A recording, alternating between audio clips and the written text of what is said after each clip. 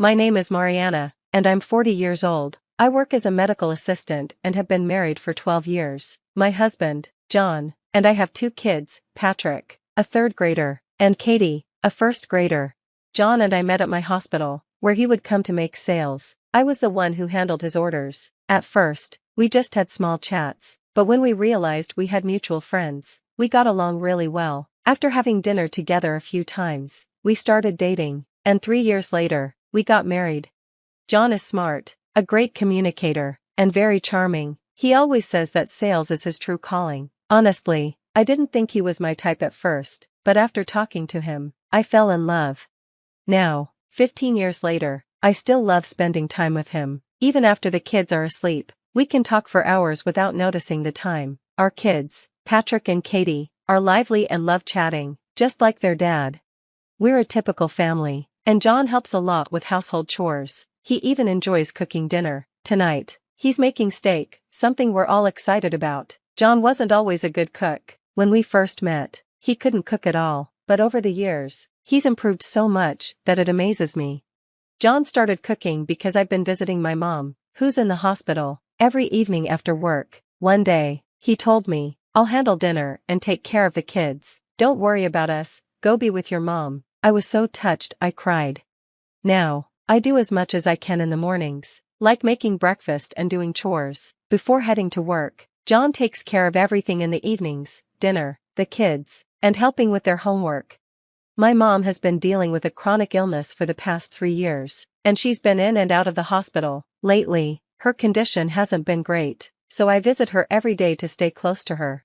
I lost my dad in an accident when I was little, so it was just me and my mom growing up. She worked in the same medical office as me and was very smart. She also earned extra income through stock investments and even bought a large apartment for us. Thanks to her hard work, I was able to attend private schools and grow up without financial worries.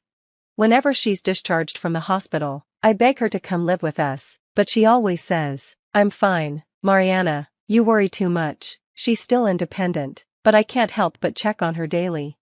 During the day, my Aunt Michelle helps out. She's single and runs a small restaurant. Aunt Michelle has been like a second mother to me. She cared for me when I was little and gave me a place to cool off when I fought with my mom as a teenager. Aunt Michelle's food is amazing, and her restaurant has had loyal customers since I was a kid. Even now, my family loves eating there. One night, after visiting my mom, I came home late. To my surprise, my mother-in-law was still at our house, relaxing with the kids in the living room.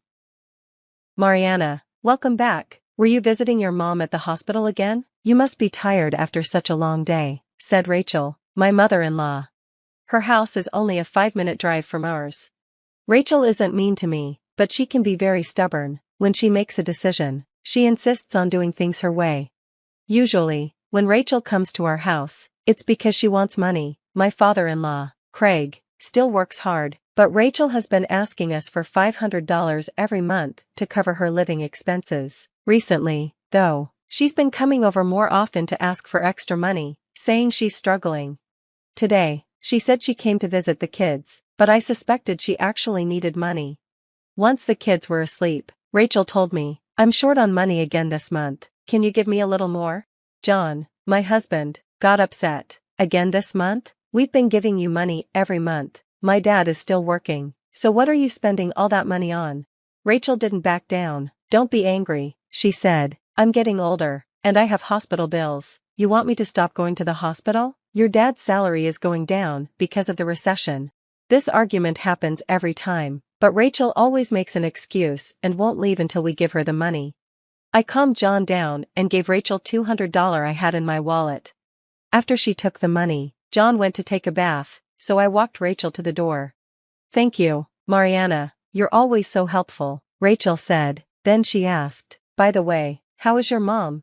It was the first time Rachel had asked me about my mom, and I wondered why, since she rarely visited her. Still, I replied, "Well, she's still the same. The doctors say she'll be in the hospital for a while." I answered her question, but then Rachel said something that shocked me. "Well, what will happen to your inheritance?" she asked, without any hesitation. I was surprised and replied, "What inheritance? What do you mean?" Rachel explained, "I was just wondering if you've talked to your mom about this. Your mom has a sister, right? It's good to talk about it now, before it's too late. After your mom passes, you wouldn't want problems with your aunt over the inheritance, would you? Her words made me angry, so I answered, don't worry, my aunt and I won't have any problems like that. A few weeks later, John came home in a panic after taking the kids to his parents' house for a holiday. Mariana, my mother bought a mansion near your work, he said. Near my work? A mansion? I was shocked. Yes, it's still under construction, John replied. Since we lived in the countryside, this mansion stood out. We had often wondered who could afford to live there. Where did she get that kind of money? I asked in surprise. I don't know, I asked her, but she wouldn't answer. Maybe she's using my dad's retirement money, John said.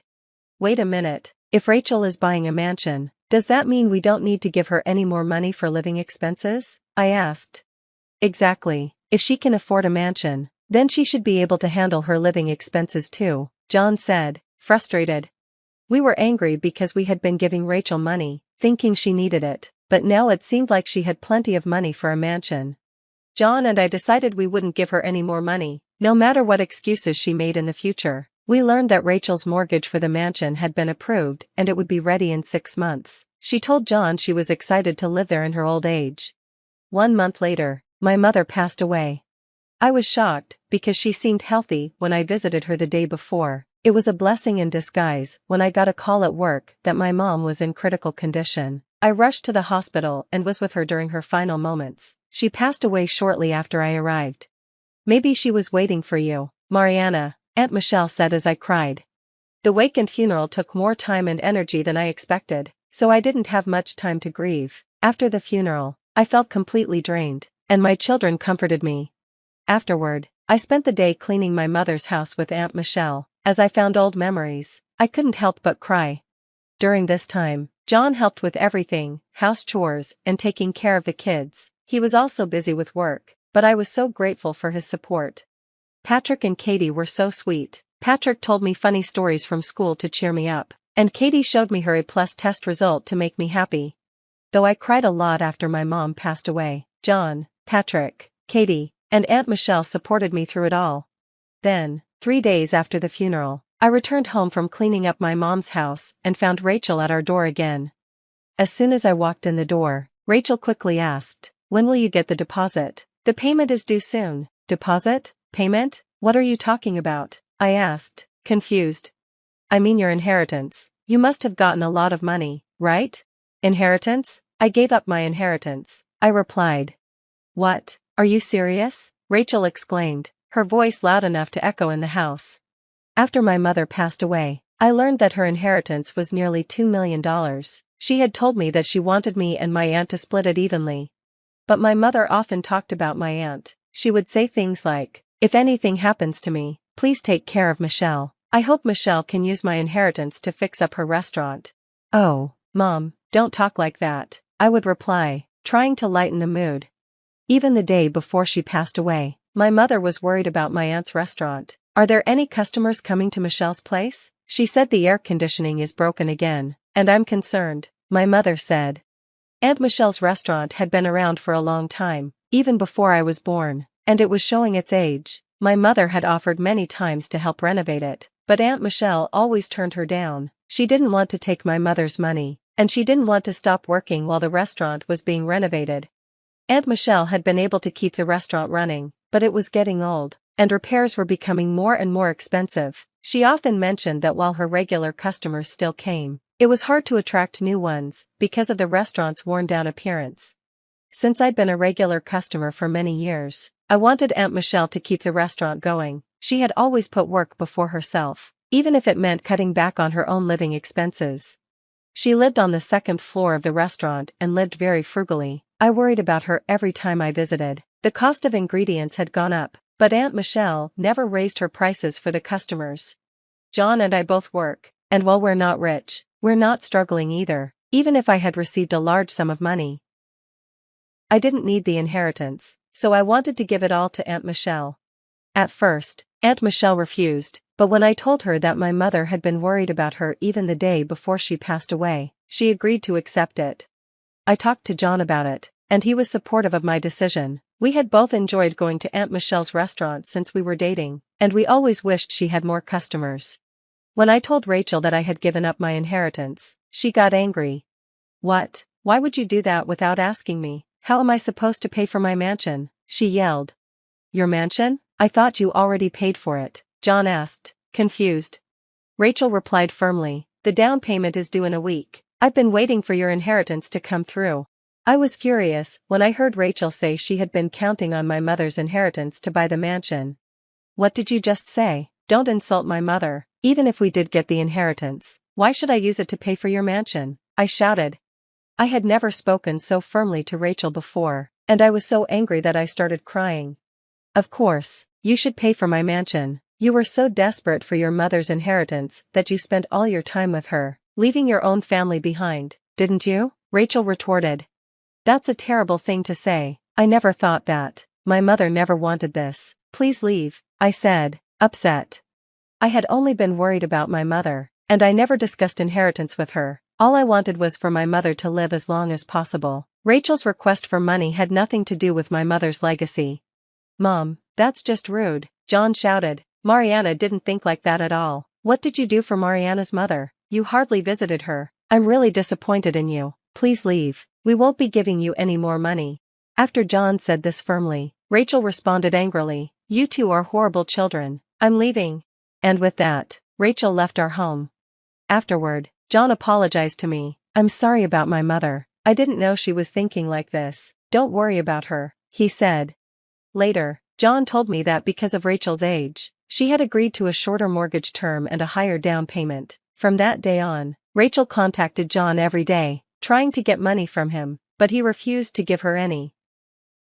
Since Rachel kept asking for money, John decided to talk to his father, Jeff, about it. Jeff and Rachel came over to apologize. Jeff didn't know what was going on. He knew Rachel and he were buying the mansion, but he thought they would pay for it with their savings. He had no idea that John and I had been giving Rachel money for living expenses, or that Rachel had been asking for even more. I was surprised when Jeff told me that Rachel had said she would help with the housework while I was visiting my mother in the hospital, but she never did. Jeff explained that he had left money under Rachel's care, but it turned out she hadn't saved nearly as much as he thought. When Jeff asked Rachel about it, she admitted she had made some bad investments and lost a lot of money. Jeff apologized to both John and me. "Mariana, I'm sorry for my wife's behavior. She made a terrible mistake. We will take care of the mansion's payment, so please don't worry about it. We will also make sure she pays back the money you've given her, even if it takes time." "Rachel, apologize to them too," Jeff said. Rachel apologized quietly, unlike before. "I understand. If you've apologized, it's fine," I said, feeling relieved to see my mother-in-law acting more humble. In the end, Rachel couldn't afford the down payment for the mansion. She tried to get a loan, but it was denied. Since Rachel had already planned to move out and didn't have a place to stay, she and Jeff decided to move into a smaller apartment with lower rent. Rachel, who had never worked before, started working part-time to pay us back. I took my family to Aunt Michelle's restaurant for dinner. Aunt Michelle told us that there was land available nearby, and she planned to build a new restaurant there. "I won't renovate my old place, but I'll build a new restaurant so my regular customers can keep coming," she said happily. She let us try some of the new dishes she was planning to serve at the new restaurant. Afterward, Aunt Michelle decided to move into the house where my mother used to live. "The new restaurant will be ready in a year, and we can't wait. Thank you so much. If anything happens to you, I'll be here for you. You can always count on me," Aunt Michelle said seriously. Her cooking is always delicious, just like when I was a child. Katie and Patrick both love it, and they are very happy.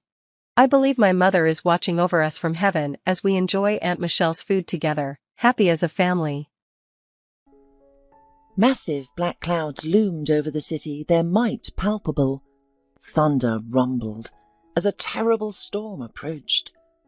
On a dusty winding road, a woman limped heavily on her left leg, drenched in sweat and walking sluggishly. She appeared to be about 25, dressed impoverished, a long, time-faded sundress and shabby old sandals. Her long blonde hair, unwashed for ages, hung in a dishevelled braid. Yet, despite her unkempt appearance and lack of makeup, It was clear that she had been a striking beauty. The woman's name was Emily, and she wasn't heading to work or to visit someone. She was going to the river with a desperate desire to stop her worth-for-nothing existence. Exhausted and devastated by troubles and hardships, she had no tears left, only a fanatical determination to stop what she saw as a shameful, miserable existence and fly away to heaven. Emily had compelling reasons for contemplating such a drastic act. Her troubles began in childhood as an orphan.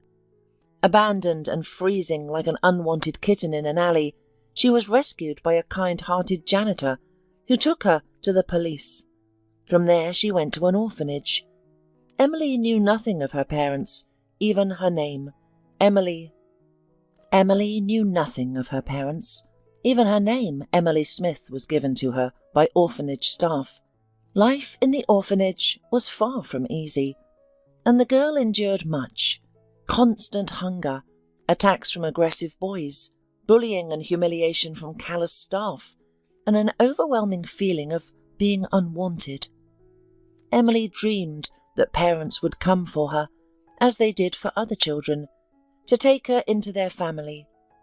Adoptive parents often visited the orphanage, and other children took advantage of this, desperately wanting to leave those walls. Girls would gaze intently into adults' eyes, sometimes crying or throwing themselves into their arms.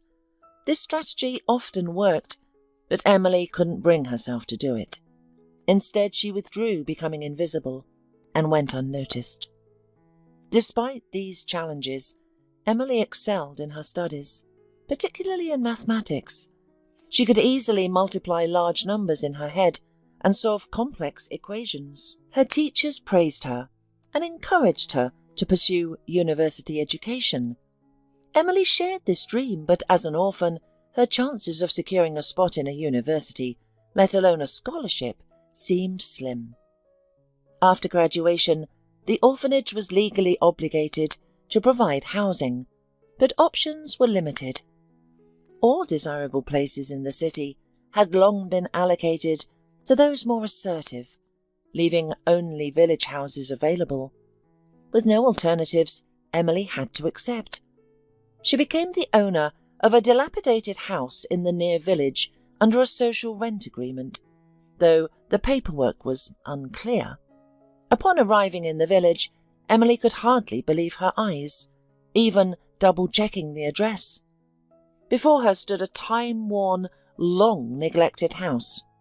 Overwhelmed, she sat on the withered porch with her belongings, covered her face, and wept, oblivious to her surroundings. The next 2 days in this shack passed in a haze, broken only by a late evening call from the college admissions committee. By sheer luck, a couple of applicants had failed their exams, and Emily miraculously made it into the rankings, securing a spot at a prestigious college in her capital. Her joy knew no bounds. It seemed her life would finally improve, especially since she was allocated a room in the dormitory. Emily threw herself into her studies with passion, absorbing every word from her professors and never missing a lecture. She spent her evenings in the library, poring over additional books. Years of studying flew by imperceptibly. Emily was held up as an example to all, an exemplary student. However, her roommates often laughed at her behind her back, viewing her as nerdy and boring. Then one day, Cora invited Emily to her birthday party. "Well, enough with the textbooks, or all your youth will pass by. Tomorrow, we're going with the company out of town to the countryside. You're invited too, Emily. At least you'll have some fun. By the way, the boys will not be simple. Lance, son of businessman Hodgins, and Ben, son of the head of our department, and Carl from the family of the deputy. This is not our snotty classmates, who only know how to stare at the girls and drool, and themselves afraid to approach." Emily hesitated, but she couldn't refuse her friend and agreed. It was her birthday, after all. Besides, she was really tired and she wanted to distract herself at least a little. It was there on vacation that Emily met the love of her life. Everyone was having fun and swimming, but Lance couldn't take his eyes off her, burning her with his gaze. He made beautiful compliments, swam to the other shore for lilies, and gave them not to the birthday girl, but to Emily. He was crazy about the young, long-legged beauty in a turquoise swimsuit. Emily also really liked this athletic, lean, handsome guy. Between them, a stormy and passionate romance blossomed almost immediately. The couple kissed passionately and couldn't tear themselves away from each other for a second. These kisses left the girl dizzy, her heart racing. Lance tried to go further, being already skilled in matters of seduction, having been with more than one girl before Emily. But no matter how much he insisted on intimacy, Emily remained adamant. She was terribly afraid that Lance would be her first, and she didn't know how to behave. The girls encouraged her. "That's right, Emily. Let him get married first. Otherwise, we know such guys. He'll fool around and disappear, like the wind in the field. But if you marry Lance, you'll win the lottery. You won't need anything. So keep your defences up to the last." Emily gave her fiancé a tough ultimatum. Intimacy only after the wedding. Soon after graduation, she received her coveted diploma and was easily accepted for an accountant position at a well-known company. Her salary was decent from the start, and Emily began scrupulously saving money for a critical acquisition, her own living space. She approached her duties conscientiously, sometimes staying late if work wasn't finished. Employees were amazed at how this girl could recalculate multi-digit figures without a calculator and process a lot of documentation in a day. The wedding was held soon after. The groom could no longer wait. He was trembling at the thought of the first wedding night. Although his parents weren't thrilled with the orphan daughter-in-law, who had no property and only a residence permit in some remote village. The mother was indignant and tried to even dissuade her son from this rash act. "Lance, my son, what did you find in this Emily? Yes, she's young and pretty, but that's all. She has no family, no home, nothing. How many girls like her are there in the world? You should be smarter. Think ahead. Your father and I wish we could merge our business with another company. Think about it. Look at the girls from our circle who have rich fathers." But the guy was adamant. He was seized by a thirst for possessing Emily. She had turned his head. Besides, he didn't take marriage too seriously. If anything, one can always divorce. It's nothing. At first, everything was fine. Honeymoon, hot and passionate nights, declarations of love. The couple was inseparable, cooing like lovebirds. Lance worked in his father's firm as a manager, knowing he'd never be fired, and that they'd always turn a blind eye to his absenteeism and negligent attitude, so he wasn't particularly worried. Initially, the newlyweds lived with Lance's parents in their big house, but her mother-in-law immediately disliked Emily, constantly nudging and trying to undermine her. She repeatedly tried to sow discord between the newlyweds, whispering to Lance that Emily devoted too much time to work, often staying late, implying something wasn't right. She also kept asking why there were still no grandchildren, saying it was time. "She only has her career in her head, and you'll never have children," she'd say. The atmosphere in the family was always tense. Emily sometimes deliberately stayed late at work to avoid going home, knowing her mother-in-law's disgruntled face awaited her. Therefore, when Lance suggested jointly buying a separate apartment, Emily was all for it. She gave all her savings, a considerable amount by then, and entrusted her husband with everything related to choosing, purchasing, and registering the apartment. After all, She simply didn't have time for it. The fact that he registered it in his name didn't bother Emily at all. What's the big deal? They were one family. They trusted each other. So what difference did it make whose name was on the deed? Besides, the woman was very young and inexperienced in such matters, and she had absolutely no one to advise her. If she had known then what her carelessness would lead to later, she would have thought 100 times. And there it was, the long-awaited housewarming and move.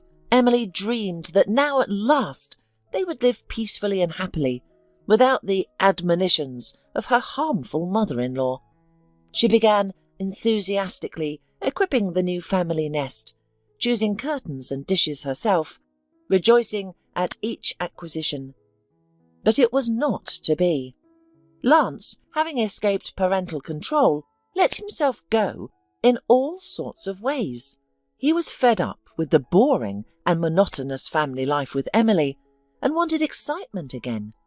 He considered his wife a terrible bore. She had everything on a schedule, and youth was passing. The man was no longer turned on by his wife's caresses. He was bored with everything. Wanting new sensations, he looked for them in nightclubs, rolling home in the morning, tipsy and with the smell of women's perfume on his jacket. Emily cried, begging her husband to come to his senses, and the couple often quarrelled. Emily couldn't understand why Lance had changed so much. He had become distant and cold, as if those passionate nights and declarations of love had never happened. Moreover, the more she tried to please her husband, the more obnoxious he became. Emily grew nervous and jittery, making inexcusable blunders at work. She realised their marriage was cracking at the seams, but didn't know how to save it. Then one day, out of the blue, Lance proposed at dinner, "I've booked a trip to a ski resort for the weekend. Let's go. Just you and me. We'll rest, go skiing. We've become strangers lately, fighting like cats and dogs. What do you say?" Emily jumped with joy and hugged her husband tightly. She had long wanted to rest and relax, especially since things hadn't been going well lately. She had never been to the sea, let alone a ski resort. Soon they found themselves on a huge, steep slope. The snow dazzled their eyes and sparkled, surrounded by breathtaking beauty. The air was so clean and fresh, it made Emily's head spin. She had never seen such beauty and looked down in awe. The view was mind-boggling. Slopes and plains, huge fir trees covered in snow, as if wrapped in a giant coat, all white as far as the eye could see. Lance, as an experienced skier since childhood, was familiar with the resort, unlike Emily, who had put on skis for the first time. The descent seemed impossibly high and steep to her, and the instructor advised against it for a beginner. After all, there were gentler, safer slopes for novices. But Lance insisted. "Are you a coward, my love? Let's go. It's such a thrill. You're always shaking and afraid of everything. It's so boring to live like that. Come with me. You love me, don't you?" He skillfully manoeuvred down the slope, making it look easy and simple. Emily, trusting her husband, took the risk and followed.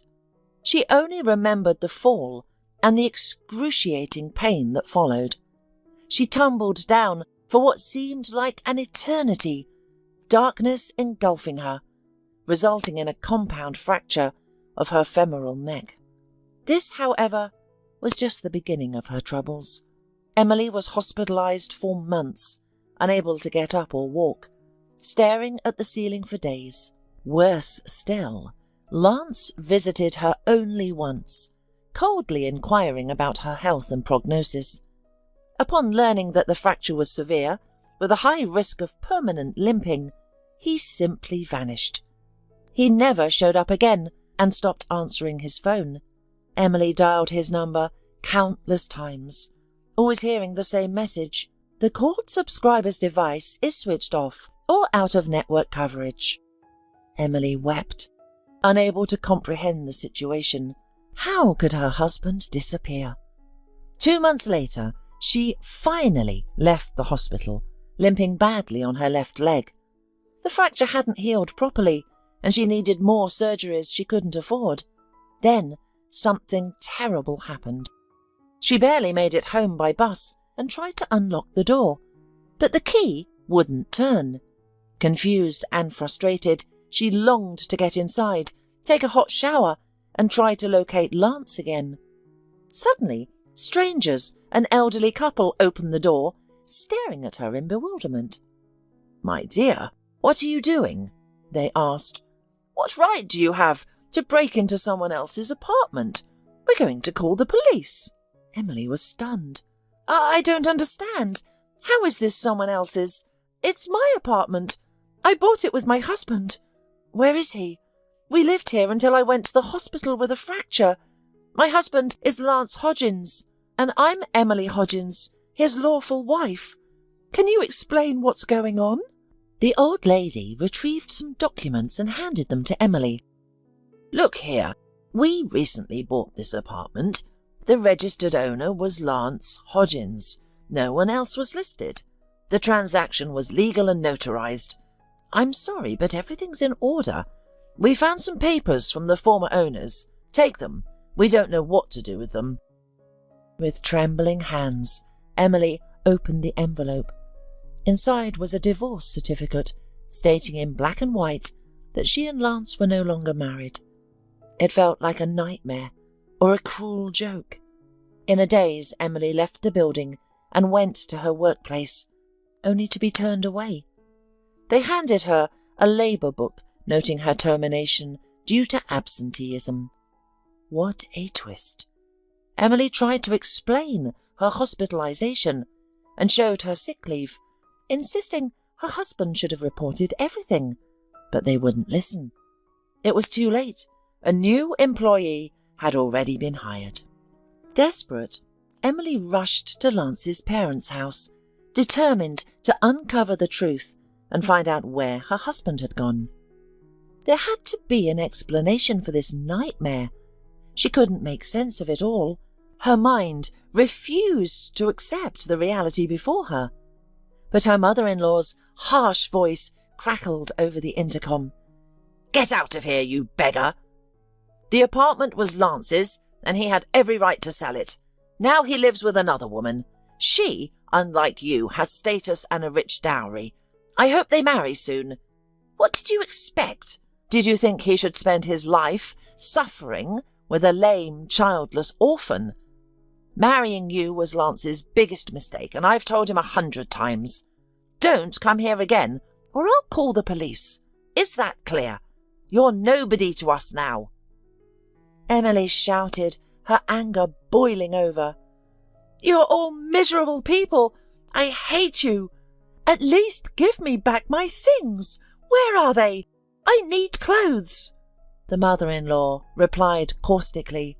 "They were bought with Lance's money. But fine, the guard will bring you something." Emily's fury intensified. "You think I never worked? Even if my salary was less, I still invested in our family. How can he do this?" 5 minutes later, the guard threw a small bag of belongings at her face and shoved her roughly. "You've been told to leave. The landlady's upset. She told me to get you out of here. Go!" Emily waved her hand dismissively and limped away. With no other choice, she spent her last pennies on a ticket to her village. As she jolted away in the stuffy, dusty bus, she clung to the hope of finding shelter in her old, dilapidated house. But when she saw only charred ruins where the long-burned house once stood, she collapsed to the ground, sobbing loudly. Emotions churned inside her. Hatred, anger and resentment overwhelming her thoughts. Why? Why did he do this to me? What did I do wrong? I loved him truly, sincerely, but he robbed me, left me homeless, and ran off to his mistress. He used me like a pretty toy, and when he got bored of me, he tossed me aside like trash. Where can I go now? What can I do?" The woman struggled to her feet and shuffled back to the station, a 3-kilometre trek. She had nowhere to go, no money, no belongings. Her bag contained only a couple of sweaters, jeans and a jacket, all she got for years of marriage. Her papers were the only other possessions she had left. For a month, Emily wandered, sleeping at the train station and attempting to beg, but she rarely received anything, too ashamed to press for pity. She'd simply stand with her head bowed, inviting ridicule from passers-by, who questioned why a young woman would resort to begging. The stench of her unwashed body and the grime caking her face disgusted her.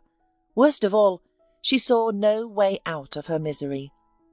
Finally, Emily reached her breaking point. It's better to drown than live like this.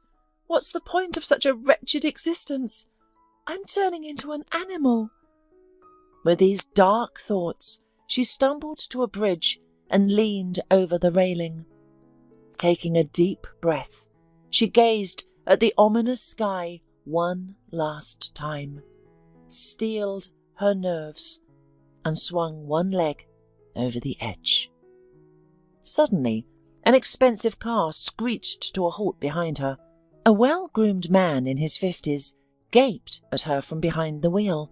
He shouted, "Hey, what are you doing? You'll fall! You'll drown! The current's too strong!" Emily waved him off. "That's the point, and it's none of your business. Don't interfere." She had already swung her other leg over, balancing precariously on her hands.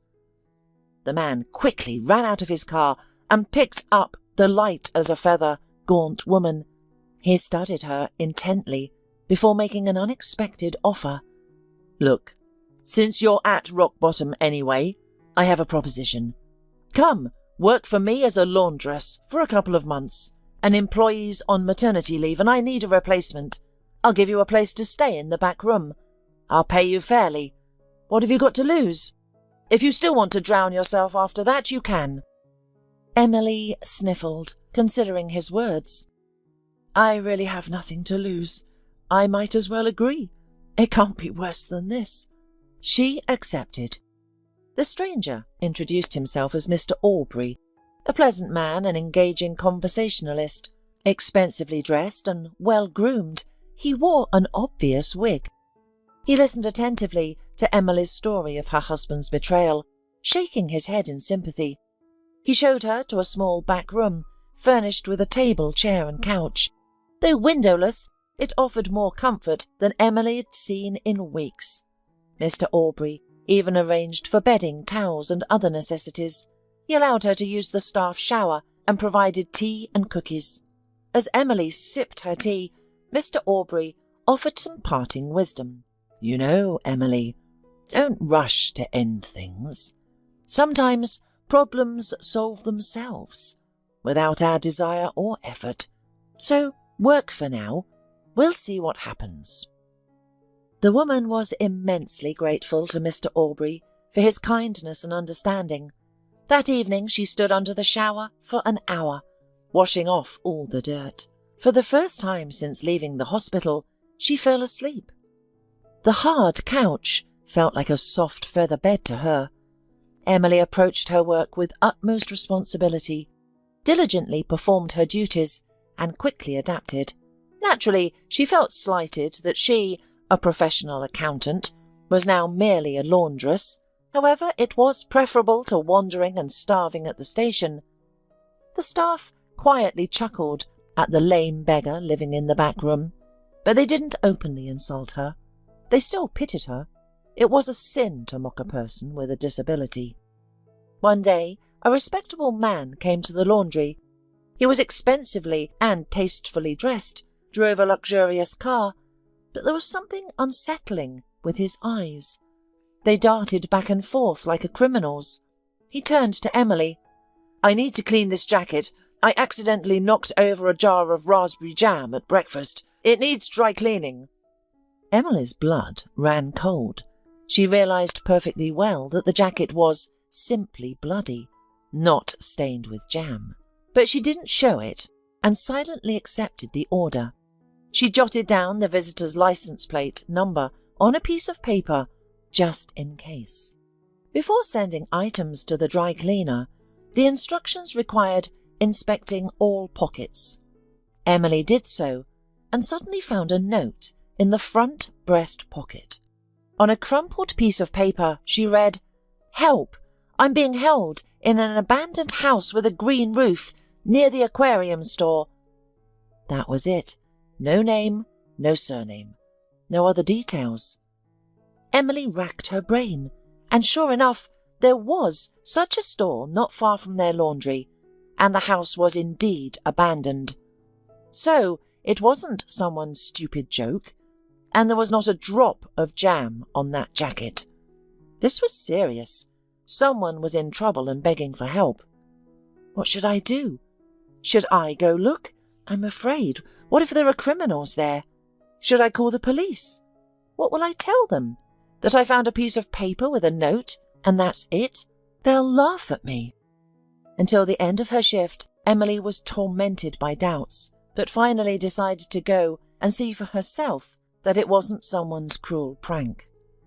She walked around the perimeter of the building. It was abandoned, and the front door was locked with a big rusty padlock. It looked as if no one had been near the house for a long time, if it weren't for the fresh tire tracks. It was obvious that someone had driven up to the house more than once. The woman stood on her tiptoes and tried to peer through the grimy window. Suddenly, to her horror, she saw a man in the far corner of the cluttered room. He was sitting on the floor with his head on his chest and seemed to show no signs of life at all. Emily was horrified. Am I too late? Oh, Lord, what should I do now? She began to knock quietly at the window, trying to attract the man's attention, then louder and louder. To her relief and joy, he heard the knocking, opened his eyes, and tried to get closer to the window, moving with all his might. The man was badly beaten, barely clinging to life, with purple bruises caked on his arms and head, fresh abrasions all over. His face was so swollen that it looked more like a frightful mask. He slowly gestured and whispered, trying to explain everything to Emily. She understood. I was kidnapped for ransom. My father is a rich businessman. This house belongs to a criminal. He works for a gang. So greedy he even took my bloody jacket. Save me! I beg you, call the police! Emily nodded and immediately, so he could see, called the police station. She explained who she was and what she wanted, long and confusedly, but they seemed to believe her. The woman didn't run away. She waited until the patrol arrived, and the prisoner was released. When the poor, battered prisoner was taken on a gurney to the hospital, he whispered to her, "My name is David Milligan. Thank you. I'll never forget you." Tears welled up in his eyes, and the woman, almost crying herself, waved her hand and shouted after him, "I'm Emily. Everything will be all right." All night the woman tossed and turned, unable to sleep even for a second, thinking about this incident. The guy's brown, pleading eyes were etched in her memory. Something about this poor stranger had touched her, resonated in her soul. The very next day, after her shift, Emily took a shower, let her hair down for the first time, bought bananas and tangerines with her last money, and went to see David in the hospital. At first, they didn't want to let her in, because the man was in intensive care, in serious condition, but then they took pity on the lame, sad woman and allowed her to see the man. Emily was horrified when she saw David entangled with wires and senses. His eyes were barely open, but he saw her and tried to smile. The woman waved at him and sat down next to him on a chair. She didn't know what to say, so she just sat there, stroking his arm and whispering softly, "Know that everything will be okay. You're going to be fine. Someone once told me that sometimes grief goes away and problems solve themselves, almost without our participation. And now I believe it. Be strong and I'll come back tomorrow, okay?" The man's eyes moistened, and he nodded weakly. Emily began visiting David as if it were her job. The staff grew accustomed to her presence. However, David's father rarely visited, staying only for 5 minutes each time. He would tersely inquire about his son's health and depart, citing his busy schedule. Emily couldn't comprehend this behaviour. After all, the son had miraculously survived and escaped from criminals. How could the father be so indifferent? When David was moved to a regular ward, he decided to have an honest conversation with Emily. This peculiar, attractive and melancholic woman had become his closest confidant. He yearned to share the burden he had carried for years. David heaved a deep sigh and began. "You see, I'm not my father's biological son. I'm adopted. That's why he wasn't rushing to pay the ransom. Apparently, my birth parents died, and this man took custody of me. He also acquired all my parents' assets. He was their business partner. That's how he became my foster father. I have no memories of my parents, and I've never even seen a photo of them. Oddly, they're nowhere to be found. What's more peculiar is that neither the perpetrators of my parents' death nor my kidnappers were ever caught. How is that possible? You gave the police the license plate number of the car that delivered my bloody jacket, and we created a sketch together. Something doesn't add up. I can sense it. My foster father seemed displeased that I survived. I can see it in his eyes. I'm like a thorn in his side. We've had a strained relationship since I was young. He used to look at me strangely. It's difficult to describe, but it gave me chills. I never felt any affection or warmth from him. It hurt when I was little, but I grew accustomed to it. I've never shared this with anyone before, but for some reason I trust you. Now that I've graduated from university and started delving into the corporation's affairs, our relationship has completely deteriorated." Emily responded, "Now I understand why he visits so infrequently, and why your communication is so cold. These things happen, I suppose. I'm sorry, but at least you have a father, even if he's foster. I grew up in an orphanage. I was born and discarded like an unwanted puppy. Then my husband did something similar. While I was hospitalized with a fracture, he robbed me of everything, sold our apartment, and left with his mistress. I was fired from my job retroactively, and hooligans burned down my old house. Just like that, I became homeless and a limping beggar. I used to be a married woman and an accountant. I was so distraught, I contemplated suicide. But the laundry owner took pity on me, gave me a job, and lets me live in the back room. It's humiliating, but what can I do? So you and I are alike. Neither of us is very fortunate." David grasped Emily's hand and replied fervently, "Please, be patient a little longer, my dear. Once I am back on my feet and have dealt with my own issues, I'll definitely help you. You won't have to work as a laundress or live in a back room any more, I promise. A woman like you deserves far better than that." They parted warmly, but Emily continued to visit David in the hospital until his discharge. They had grown quite close during this time. She even sensed a special warmth and communication between them, something beyond mere friendship. But she banished such thoughts, not wanting to indulge in impossible dreams. She chided herself. "Get a grip. You're a lame pauper with nothing to your name. Why would a businessman like David want you? It's impossible. You've had enough heartache from these wealthy types. They're all charming at first, then they stab you in the back. But why does he hold my hand so tenderly? Why does he gaze into my eyes with such sincerity? Why does he call me my good girl instead of just using my name?" Despite her internal struggle, the mere thought of David made her heart race, and she couldn't suppress a foolish smile. Another month passed. David and Emily continued to meet in secret. They strolled along the riverbank, admired sunsets, and held hands gently, but nothing more. David maintained his boundaries. For Emily, Each encounter felt like a holiday, a respite from her troubles. She knew David's father disapproved of their unusual relationship and that her co-workers at the laundry mocked her, but she didn't care. Her soul craved these meetings. They filled her with warmth and tenderness, slowly healing the wounds left by her husband's betrayal. David, too, couldn't fathom why he was so drawn to this enigmatic Emily. Surprisingly, when they were together, he felt a sense of peace and contentment, barely noticing her limp. Their souls seemed to connect beyond their conscious will or desire. He longed to help Emily. Renting her an apartment and finding her a proper job would be simple for a man of his means. However, until he uncovered the truth and exposed the villains, David feared bringing Emily too close, lest he put her in danger. All this time, Emily felt as if she were being followed. When she turned around, there was no one. Her intuition never failed her, and she was certain someone was watching her.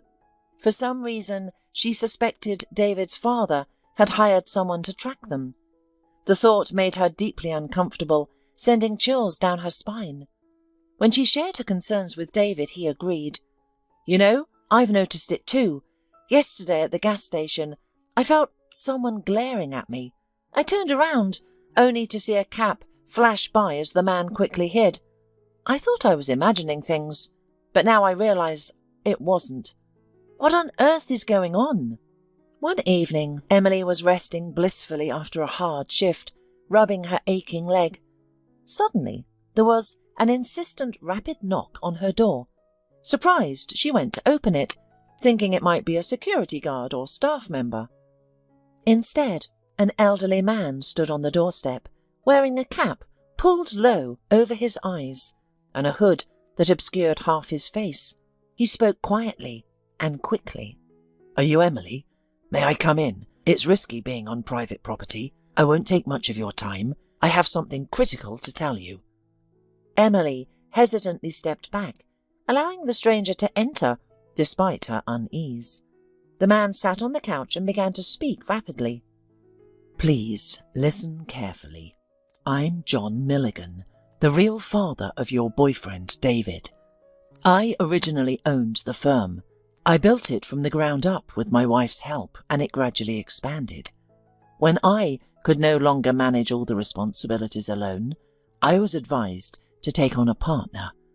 Pablo Varese approached me seeking a job. At first I liked him.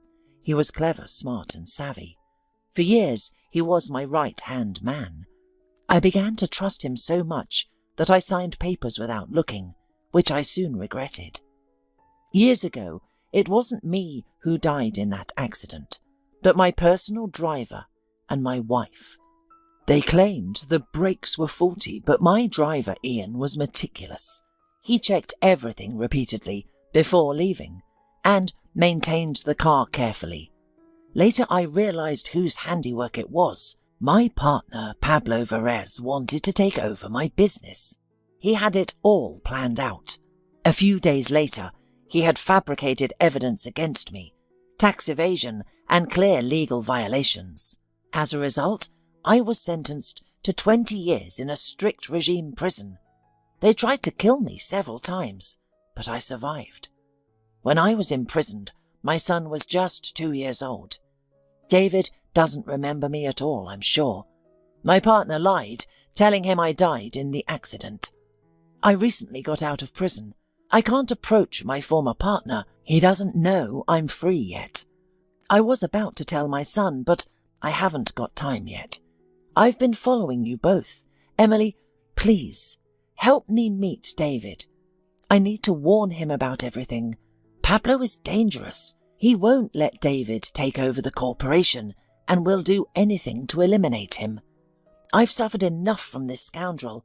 I can't let my son's life be ruined as mine." Emily was shocked by this revelation. She nodded, promising to arrange a meeting by the riverbank in 2 days during her next date with David. The visitor thanked her sincerely and vanished as quietly and mysteriously as he had appeared. For the next 3 days, Emily was restless. unsure how to tell David that not only she, but also his long-lost father would be waiting for him. After all, David believed his father was dead. How would he take this news? On the day of the meeting, David stood fidgeting, holding a bouquet of delicate daisies. Emily adored them and always brightened when he gave them to her. Where is she? Is she late? Has something happened? He worried. He missed Emily terribly and longed to see her. At last a familiar figure appeared in the distance. Her loose curls fluttered in the wind, her cheeks were flushed, and her eyes sparkled. Even her limp couldn't detract from her beauty. David gazed at her in admiration. They greeted each other with a friendly kiss on the cheek, and Emily said excitedly, "David, today we have a challenging date ahead. There's a man who really wants to talk to you. He's the one who's been following us lately, but for a reason. Don't worry, but your birth father is alive. He didn't die in that accident. Your foster father set it all up. Well, your dad will explain everything himself. Shall we go?" David was dumbfounded. He stood there frozen, unsure if this could be true. He had believed his father was dead his entire life, and now he had suddenly come back to life. John Milligan emerged from the bushes, approaching David timidly. He looked into his son's eyes with sincere warmth and said, "Hello, my son. We've finally met. May I give you a hug? I've dreamed of this for so many years. You were only 2 when I was imprisoned. I still remember you as a cheeky, rosy-cheeked little boy, and now look at you, a real man." David stared at him intently and realized it was true. He resembled this man greatly, the same eyebrows, the same look, the way of throwing back his head. There could be no doubt. John's life had clearly taken its toll, but the resemblance was undeniable. When they embraced, David felt a warmth inside he had probably never experienced before, the very warmth he had missed throughout his childhood. He brushed away a tear and began to ask, "How glad I am, Dad, that you're found, that you're alive. But how did this happen? Pablo told me since childhood that both you and Mum died in the accident. I didn't even have any pictures of you. If you survived, why are you looking for me now? Where have you been all this time? I don't understand. So much time wasted. We could have been in touch." John grinned sadly and sat down on the riverbank. "That day, everything went wrong. My wife and I had to go on an urgent business trip, and I was supposed to be in that car, but fate intervened. I got a call and had to stay home late. That's why I put the driver behind the wheel. When I learned about the tragedy, I immediately sensed something was amiss. I went to Pablo because I trusted him unconditionally, and he threw me in jail for 20 years. He had fabricated a case against me, preparing it for a long time. Just like that, my closest friend and partner stabbed me in the back. That's how I ended up behind bars. They tried to get me there more than once. See this scar? I survived by a miracle. I've recently been released from prison. I've been following you and Emily. I'm sorry, I don't want anything from you, son. I just want to warn you. Don't trust Pablo. He's dangerous. He'll set you up. I don't want him to ruin your life too. The scoundrel doesn't even know I'm alive. Moreover, I have documents hidden in a safe place, confirming that I'm the owner of the entire corporation. Pablo is just my partner, but I don't know how to confront him." David was indignant, shaking with anger. "What a jerk! He put you in jail and took the company for himself, and now he wanted to take me out too. I'm sure he had something to do with my kidnapping. He wasn't in a hurry to ransom me, and wasn't happy about my rescue. Well, that's okay. I'll make him dance to our tune. I'll lure Pablo out. We'll arrange a meeting for you, right at our house, and you bring all the documents, so we'll nail the scoundrel. Father and son developed a plan for revenge, believing that evil should not go unpunished. After his father left, Emily and David walked along the riverbank for a long time, discussing the incredible meeting. As it began to get chilly, Emily shivered. David suddenly turned her towards him, hugged her tenderly and whispered, "You're cold, my dear. Come, I'll warm you up." And he kissed her passionately, not in the friendly way he had before. Emily immediately felt dizzy, the ground seeming to disappear beneath her feet. She knew this was wrong. They had no future. She was a lame laundress without a home, and shouldn't cross this line. But it was too late. Her heart drowned out her reason, and she gave in to the avalanche of passion. "I won't let you go anywhere else, dear. I love you, Emily, and I don't need any other woman. Understand? You don't work in the laundry anymore. I'll talk to the owner.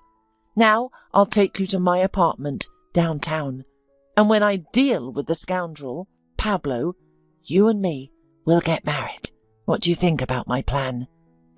Emily exhaled with relief and even cried with happiness. She couldn't believe that her life had suddenly found meaning and colour again. David took Emily to his wonderful spacious apartment and told her to get settled in.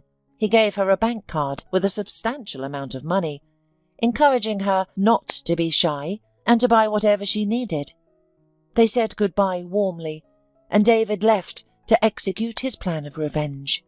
Upon arriving at the company office, he first dealt with current affairs, then casually mentioned to his foster father after the meeting, "I've invited a businessman to dinner tonight. He's new in our city and eager to cooperate with us. I'd like you to meet him. Do you mind?" Pablo shrugged his shoulders. "Why not? If he's a potentially profitable partner, we can have dinner. Bring him, of course." As evening fell, David was trembling inside, but maintained a calm exterior. The cook prepared a sumptuous table. Pablo, dressed in a pinpoint suit, awaited his guests. At last the doorbell rang, and John entered the living room. Though he had aged and his hair had greyed, he still looked quite distinguished. David had ensured his appearance was impeccable, dressed to the highest standards and carrying a solid leather briefcase. Pablo was stunned into silence. The former companions stared intently into each other's eyes, like duelists, without blinking. John spoke first. "Well, hello, Judas. How are you living on my money? I see you're doing well. Didn't expect me to survive, did you? Surprise successful, then. You sent thugs to prison twice to finish me off. What do you think I'm going to do now? Stand by as you deceived my son for years, lying that I was dead, when you knew full well I was behind bars? Listen, John, let's not get heated, okay? Let bygones be bygones. We could split the capital and go our separate ways. Agreed?" John laughed in his face. "No way. I have proof that this is solely my business. I'll go to the authorities and prove it, and you, my dear, will be in my shoes. You'll see how it is in prison." Pablo turned pale, broke into a sweat, and clutched his heart. David called both the police and an ambulance simultaneously. He felt dizzy from the unfolding events. Was it true that for so many years he had called a man father who had essentially killed his parents, who had ruined multiple lives? It was hard to comprehend. Meanwhile, Emily was busy at work. She cleaned the apartment, cooked a delicious dinner, and decided to spruce herself up a bit, not wanting to look like a beggar, especially since David had allowed her to spend money freely. With a pounding heart, she entered a beauty salon. The air was fragrant with expensive creams and perfumes. Ladies sat in chairs behind screens, undergoing various procedures. Judging by the expensive handbags on the rack, one could imagine the steep prices. A flamboyant receptionist looked at the limping woman in a faded, worn-out dress and frowned, then reluctantly asked, "Are you sure you're in the right place? This is a high-end establishment." Emily, deeply offended and embarrassed, quietly replied, "I just wanted a new hairstyle and a manicure too. Don't worry, I have money." The girl smirked. "Have you even seen our rates? We cater to businessmen's wives. They're in a different league. The local shelter for the disabled is across the street." Emily suddenly burst into tears and ran out of the salon, limping badly. That evening, David rushed to the apartment, shouting joyfully as he entered, "I'm home, darling. How are you, my dear? Settled in? I have such a story to tell you. You won't believe what happened today. My father and I brought the villain to justice." Eager to share the momentous events with his beloved, he was met with silence. Puzzled, David went to the kitchen. A tantalizing aroma wafted from there, and on the table sat a freshly baked pie, carefully covered with a napkin. But Emily was nowhere to be found. The man frantically searched, room to room, unable to understand what could have happened during the day, or where his bride had disappeared to. Then he noticed a note in the hallway. It contained only a few lines. "I love you very much, David, but we can't be together. I don't want to disgrace you. I'm a lame beggar and you're a successful, well-to-do man. We're not equals. I'm sorry." The man felt sick, blood rushing to his head. He desperately tried to think where he could find Emily, knowing in his heart that he needed no one but her. David rushed to the laundry room. The director was there. The man told him everything, thinking Emily might be hiding from him. She had nowhere else to go. Mr. Aubrey was so worried that he even took off his wig and kept blotting his bald spot with a handkerchief. "Go immediately to the bridge, to the river. I'm sure she's there. When I first met her, Emily had just tried to jump off the bridge and drown herself. I'm afraid she's decided to finish what she started. Don't think she's crazy. She's an excellent woman. But she's had a difficult and troubled life. And then there's the limp.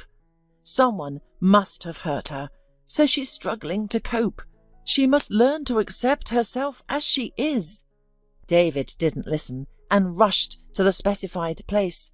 He ran as fast as he could, afraid of being late. Indeed, he saw Emily from afar. She was leaning against the railing and looking down as if gathering her thoughts.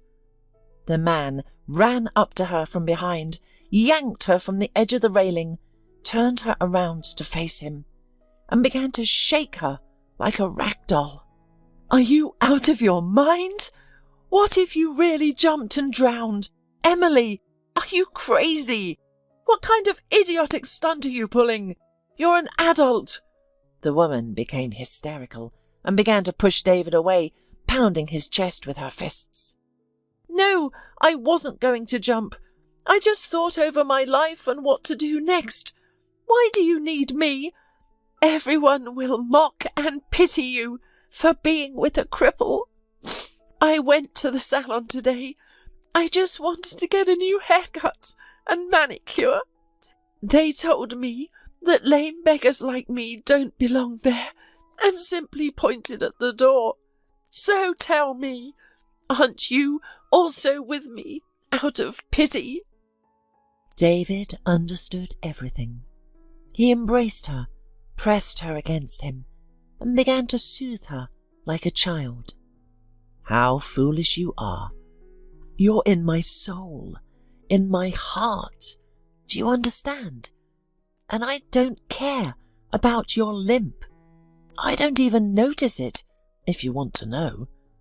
I love you, and I want you to be my wife.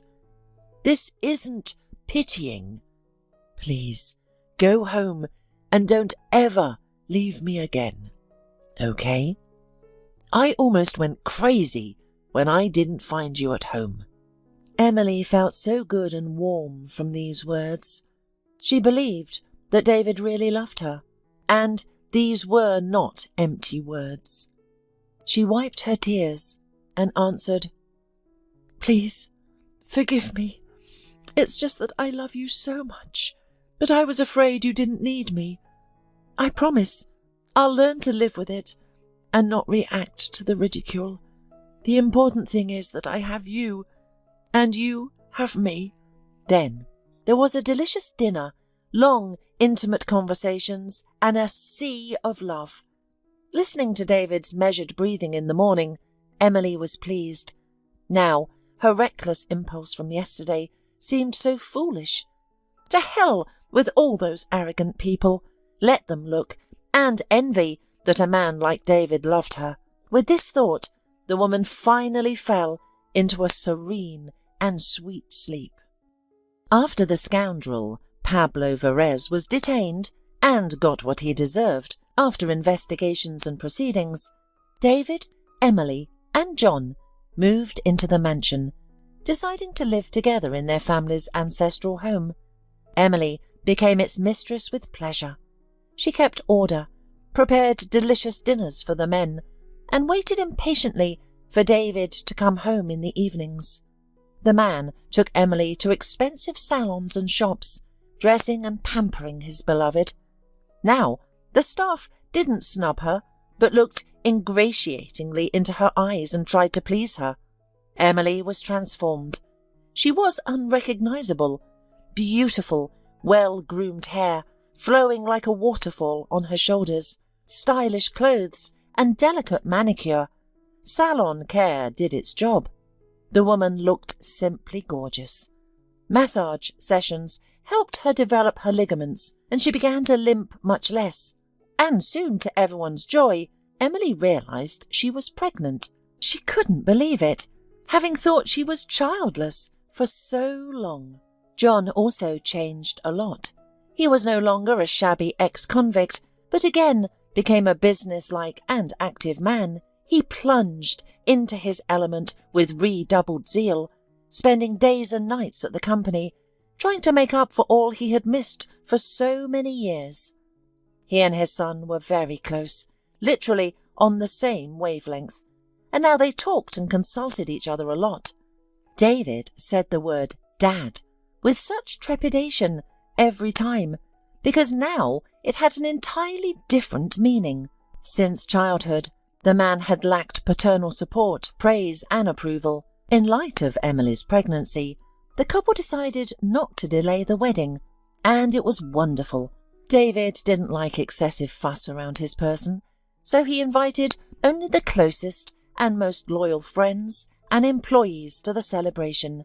From the bride's side, there was only one invitee, Mr. Aubrey, with his family. The woman was immensely grateful to him for saving her from imminent death, giving her shelter and work. After all, he was the only one who gave her a helping hand in a difficult moment. The man was also sincerely happy for Emily and wished the newlyweds the best. Amidst the party, Emily approached him and said, "You were right.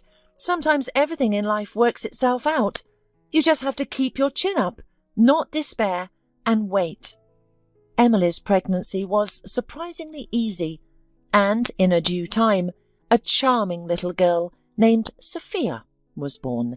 David adored his little daughter, as she was his spitting image, except for her eyes, huge and grey like Emily's. One ordinary weekend, the entire family took a leisurely stroll in the park. The weather was beautiful, with everything blooming and fragrant, and the first green leaves appearing on the trees. The couple walked peacefully, chatting intimately. David proudly pushed the stroller with his daughter. Suddenly, Sophia whimpered and began to squirm. Emily immediately took her daughter in her arms, and she and her husband sat on a bench, cooing and babbling with the baby. The scene was heartwarming. Nearby, a mover, unloading boxes of drinks from a store, gritted his teeth and dropped a box on his foot. The dishevelled man howled in pain, but couldn't take his eyes off the couple in the park. He instantly recognized Emily, who hadn't changed a bit. In fact, she looked even prettier and more radiant.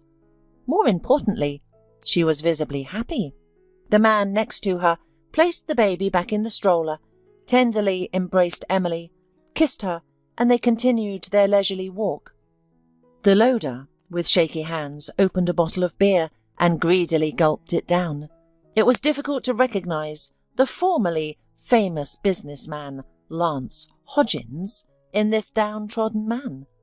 Life had rewarded him for all the cruel things he had done to Emily. The mistress for whom he had abandoned his wife had robbed him, working for his competitors. She had given them all the company information, ensuring Lance was left with nothing. His parents died after a serious illness. All his friends and former partners immediately turned their backs on him. Who needs a penniless loser? Grief-stricken, Lance began drinking, initially thinking he could stop any time, but he was mistaken. Now he lived a miserable existence, working odd jobs as a loader and renting a corner in a dormitory. When Lance saw Emily, so beautiful and happy, with a baby in her arms, his world turned upside down. Only now did he realise what a remarkable woman he had lost, and how he had needlessly ruined her life. She was probably the only one who had loved him sincerely and truly. He was overcome with regret, knowing that nothing could be undone, and everything that happened to him was in fact retribution for his actions. Yeah, the proverb rings true. What we have, we don't cherish. When we lose it, we weep. Patrick had regained consciousness, but was afraid to move. He tried to control his breathing, not to give himself away. His face, too, it was necessary to control his expressions. There was no telling what his visitor might notice. A quivering lip, a wrinkle between the eyebrows, a convulsive exhalation. Though he was bandaged like a mummy, there was still risk. What the man couldn't control was his heartbeat and pulse, his heart submitting to the suffocating feeling of fear, persistently pounded out at Carter. Patrick was afraid of his wife. Of course, there are many jokes about husbands fearing their wives. However, Patrick's fright was of a different sort. He had recently learned that Melissa was the reason he had gotten into an accident and ended up on the operating table, and he also learned that Melissa didn't want to stop there. The blonde, tanned woman, dressed in designer clothes bought with Patrick's money, wanted to finish things off. That's what she was saying on the phone, not realizing her husband could hear her perfectly well. Normally, Melissa was more calculating, but the stress of the last few days had thrown her off balance, made her careless. The nurse, who had recently entered to check Patrick's condition, had convinced Melissa that the man would be out for a long time. He was given strong anaesthetic drugs, the hospital employee had reported a while ago. They cause severe drowsiness, so your husband will sleep for 2 or 3 more hours. You can wait here or go down to the cafeteria. Melissa, theatrically sobbing, said she would stay by her husband's side. The voice of the unhappy wife contained so much sorrow that even an Oscar-winning director would have been impressed. The nurse left and Patrick began to come to his senses. He heard the conversation between the nurse and his wife as if through water. The drug injected into him was indeed strong. Patrick felt his brain engaged before his body could respond. He tried to move a finger or lift his eyelids to look at his wife, to calm her apparent sobbing, but he couldn't. He lacked the strength. Then Melissa got a phone call. The tears immediately subsided. She coughed, glanced at the hospital bed, then went to the window. She lowered her voice, but her words still reached Patrick's ears. "Why are you calling me? I told you I would sit in the hospital, to pretend that I'm suffering and beside myself with grief," the woman hissed. She must have let the caller speak because Melissa fell silent for a while. "Listen, Kirk," she mumbled, and the confused Patrick realized she was talking to his friend and colleague, Kirk Flanders. "You sort it out by yourself, okay? How do you plan to manage the company instead of Patrick if you falter at some small problem? And anyway, if they don't want to do business with us now, then screw them. We'll find other clients and other contracts." Patrick's temples were sweating. He could hardly refrain from clenching his fists. Terror, fear, anger, and incomprehension. All of this made his head spin like the solution in the drip, its catheter protruding from his arm. For a moment, Patrick thought he must still be asleep. Yes, he must not have come out of anesthesia, so he was hearing all sorts of nonsense. Conspiracy theories between Kirk and his wife. That couldn't be true, right? He wasn't living in a Brazilian soap opera. Kirk Flanders was his army buddy. He was a nice guy, but from a troubled family. His father was a terrible alcoholic. It had gotten to the point where he'd killed a drinking companion. At the trial, Kirk Sr. said that the deceased hadn't paid a gambling debt, for which he had paid with his life. Kirk didn't regret that his father was in prison now. On the contrary, he sighed with relief. His dad, whether sober or drunk, always flayed him. Kirk sincerely thought that life would now be easier and better, but he was wrong. Kirk's mother was devastated by her husband's incarceration. She ran to visit him, carried packages, and sent almost all the money she earned to treat her beloved prisoner. Then, during one of these visits, she met another convict. As they began to communicate, the woman's love for her husband faded. She demanded a divorce, which the state granted unilaterally. However, life in Kirk's house became even worse. A stepfather appeared who had served time for robbery, and along with him came his friends. None of them worked, yet money appeared in the house. Very soon Kirk realized his stepfather hadn't abandoned his criminal ways. The man kept eyeing his stepson, hinting that he and his buddies needed someone small and quick, for instance, to act as a lookout or to squeeze through narrow windows. However, Kirk wanted no part of such a life. After finishing school, Kirk couldn't get into any college. He worked odd jobs for a while, then waited until he was old enough for the draft and joined the army. There he met Patrick, whose bunk was next to his. Patrick had been much luckier in life. His parents were wonderful people who owned a pet store. As their only son, they raised him with love and moderate strictness.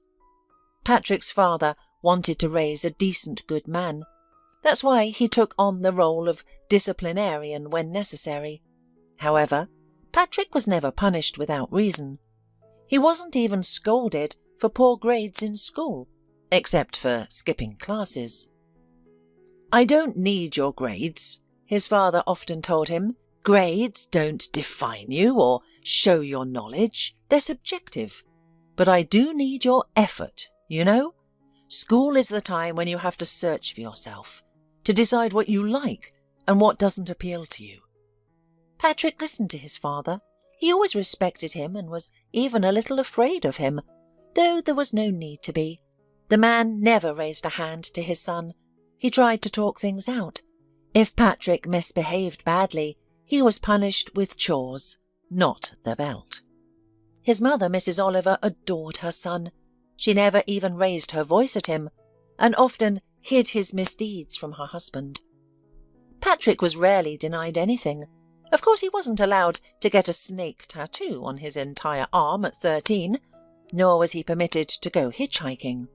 However, all of Patrick's reasonable requests were warmly received by his parents, discussed, and only then did Mum and Dad decide. They especially encouraged their son's hobbies, which, as typical for school children, arose spontaneously and then faded away. During his love for rock music, Patrick tried to learn the guitar. His parents bought him a good instrument and paid for lessons with a teacher. When Patrick tired of music, he turned to boxing. His dad personally accompanied him to the sports equipment store and bought him a pair of gloves. However, after getting hit on the nose a few times, Patrick abandoned his dreams of becoming the next Muhammad Ali. Patrick also tried rock climbing, cycling, and swimming. His parents never grew weary of his pursuits. On the contrary, They encouraged their son, proud of any success he achieved. Finally, in 9th grade, Patrick settled on soccer. Though he wouldn't become a great athlete, Patrick enjoyed playing on the team. He was an excellent defender, and his parents tried not to miss any of his matches. As a result, Patrick grew into a good person and a grateful son. He sincerely loved his parents, helping them in the store both during his school years and after entering university. To a large extent, working in his parents' pet store shaped Patrick's life course, along with one more fateful incident. It was January, and winter had gone wild. The wind howled from morning till night, rattling people's windows and doors. Snowplows couldn't keep up with clearing the roads, and cars lost their battle against the elements. Hospital trauma units were filled with those who had slipped on the ice. Mrs. Oliver was among these unfortunate souls. She was walking from the store when her boots lost traction on a frozen puddle. The woman fell, hitting her head and arm. She felt pain in her arm immediately, but thought it was just a bruise. However, her hand began to swell rapidly. Seeing his wife's condition, Patrick's father quickly put her in the car to take her to the hospital. Patrick wanted to accompany his parents, worried about his mother, but his father explained there was no point. "There's no need for everyone to crowd the hospital," he told his son, "so please take care of the store. The goods will be delivered soon. You'll handle the receiving. Can I count on you?" Patrick nodded, sensing that his father's words carried more weight than a simple request to mind bags of pet food. It was the first time he was entrusting his son with his brainchild, his store. Patrick stayed at the store. The delivery went smoothly, and there were few customers. Then his dad called to say his mum had a cast but would be fine. The young man was frankly bored behind the counter when the door opened.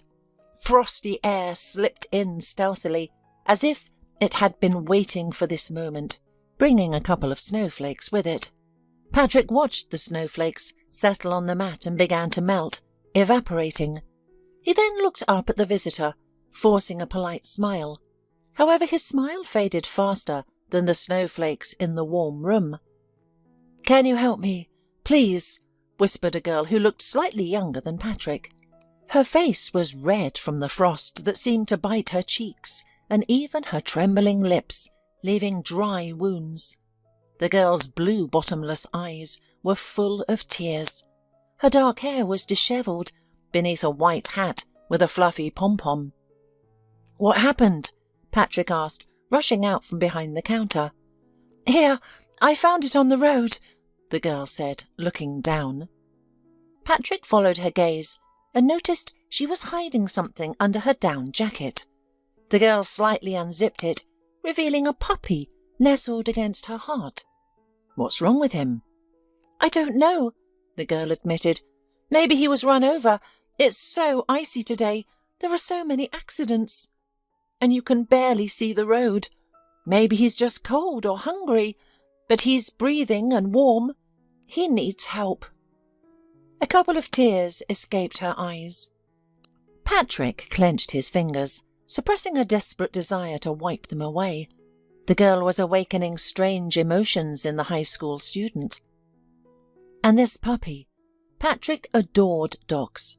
At home they had a mongrel with protruding ears and a stray cat that behaved like an insolent, arrogant aristocrat. His family had rescued both from the street. However, Patrick had never been involved in treating pets. "We have a pet store, not a veterinary clinic," Patrick replied regretfully, confused. The girl bit her chapped lip for a moment, causing one of the wounds to burst and bleed. Then she nodded. "Yes, I know. I'm sorry. I was just confused, and then I saw your store. I thought, maybe... I don't know where to take him." Patrick realized she was about to leave, but he didn't want to let her go. "Wait, I know where we can go. My father works with a clinic. I think they can help," he said hurriedly. "We've taken our pets there many times." When Patrick picked up the phone, he noticed hope flashing in the stranger's eyes. Warmth grew inside him, along with the desire to help both this wonderful girl and the puppy, whose nose was visible peeking out from her jacket. In the end, Patrick failed in his father's assignment. He closed the store early and ran off with a strange girl to save a dog.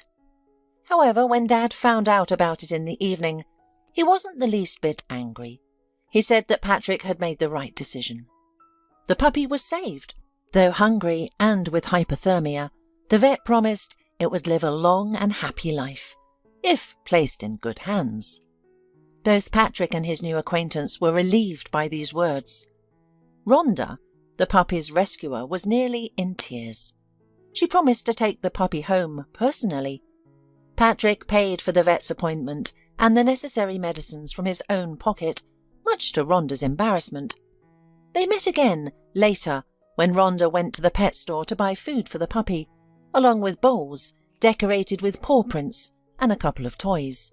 She kept the dog and named him Snowy. "When I first saw him, I thought he was a strange snowdrift," she admitted with a soft smile. They got to talking. Rhonda shared that she was in the 9th grade and wanted to become a doctor. That day, when I found Snowy, it strengthened my desire to help people, and maybe even animals, if I have to. My grandfather was a doctor, and my grandmother was a nurse. They're both retired now, but they often discuss their work," she said. Then, looking at Patrick with her blue eyes, so beautiful and naive, she asked, "Are you finishing school soon? What do you plan to study?" Patrick didn't even think about his answer. Wanting to impress the girl he liked, he blurted out, "I plan to open a veterinary clinic." Rhonda's eyes widened, much to Patrick's delight, her mouth opening in a silent, "Oh." That was all Patrick needed. He cleared his throat, puffed out his chest, and stated confidently, "My parents own this store, so I'm destined to work with animals. However, I don't want to work here.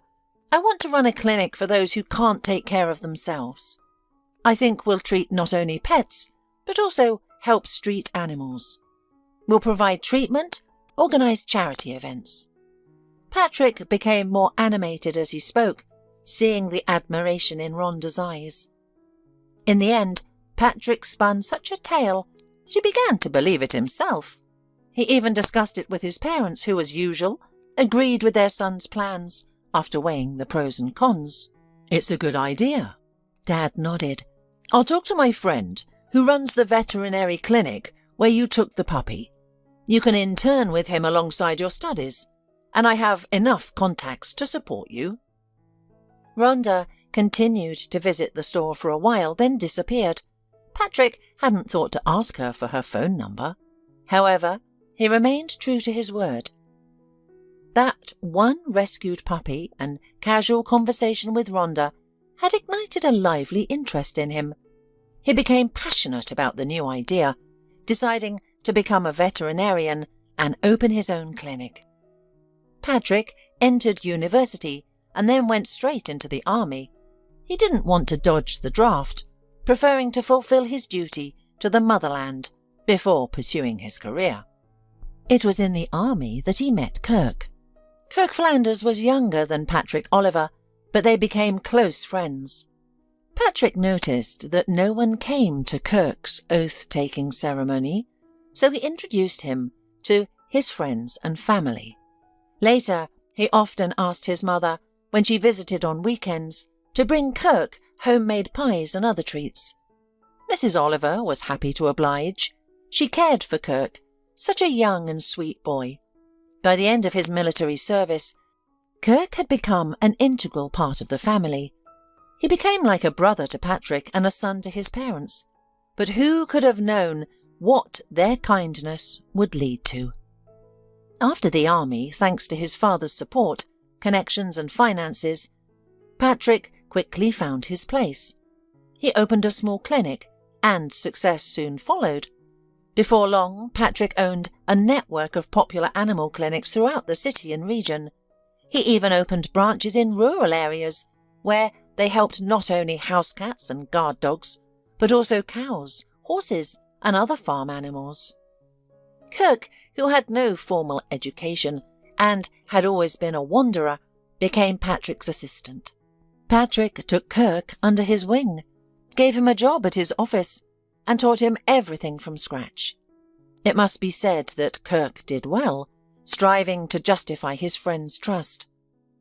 Everything seemed to be going well in their lives. However, the Trojans and Greeks also thought that everything was fine, until Helen from Sparta became the catalyst for war. So Melissa entered Patrick's life, turning everything in it upside down. She was a gorgeous woman who knew exactly what she wanted. Melissa exuded a frenzied energy. It was immediately clear she wouldn't be content keeping house, raising children, or cooking dinner.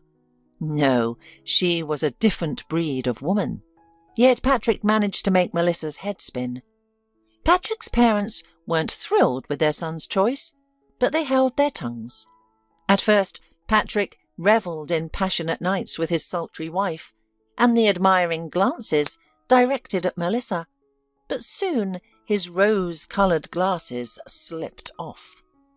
A year after their wedding, their relationship began to deteriorate. The couple seemed to wake up and realise they spoke different languages. Both were at fault. Melissa had married Patrick for his money, while he had taken a beautiful shell, devoid of substance, as his wife. Now he had to deal with the consequences. Melissa, it turned out, was a handful.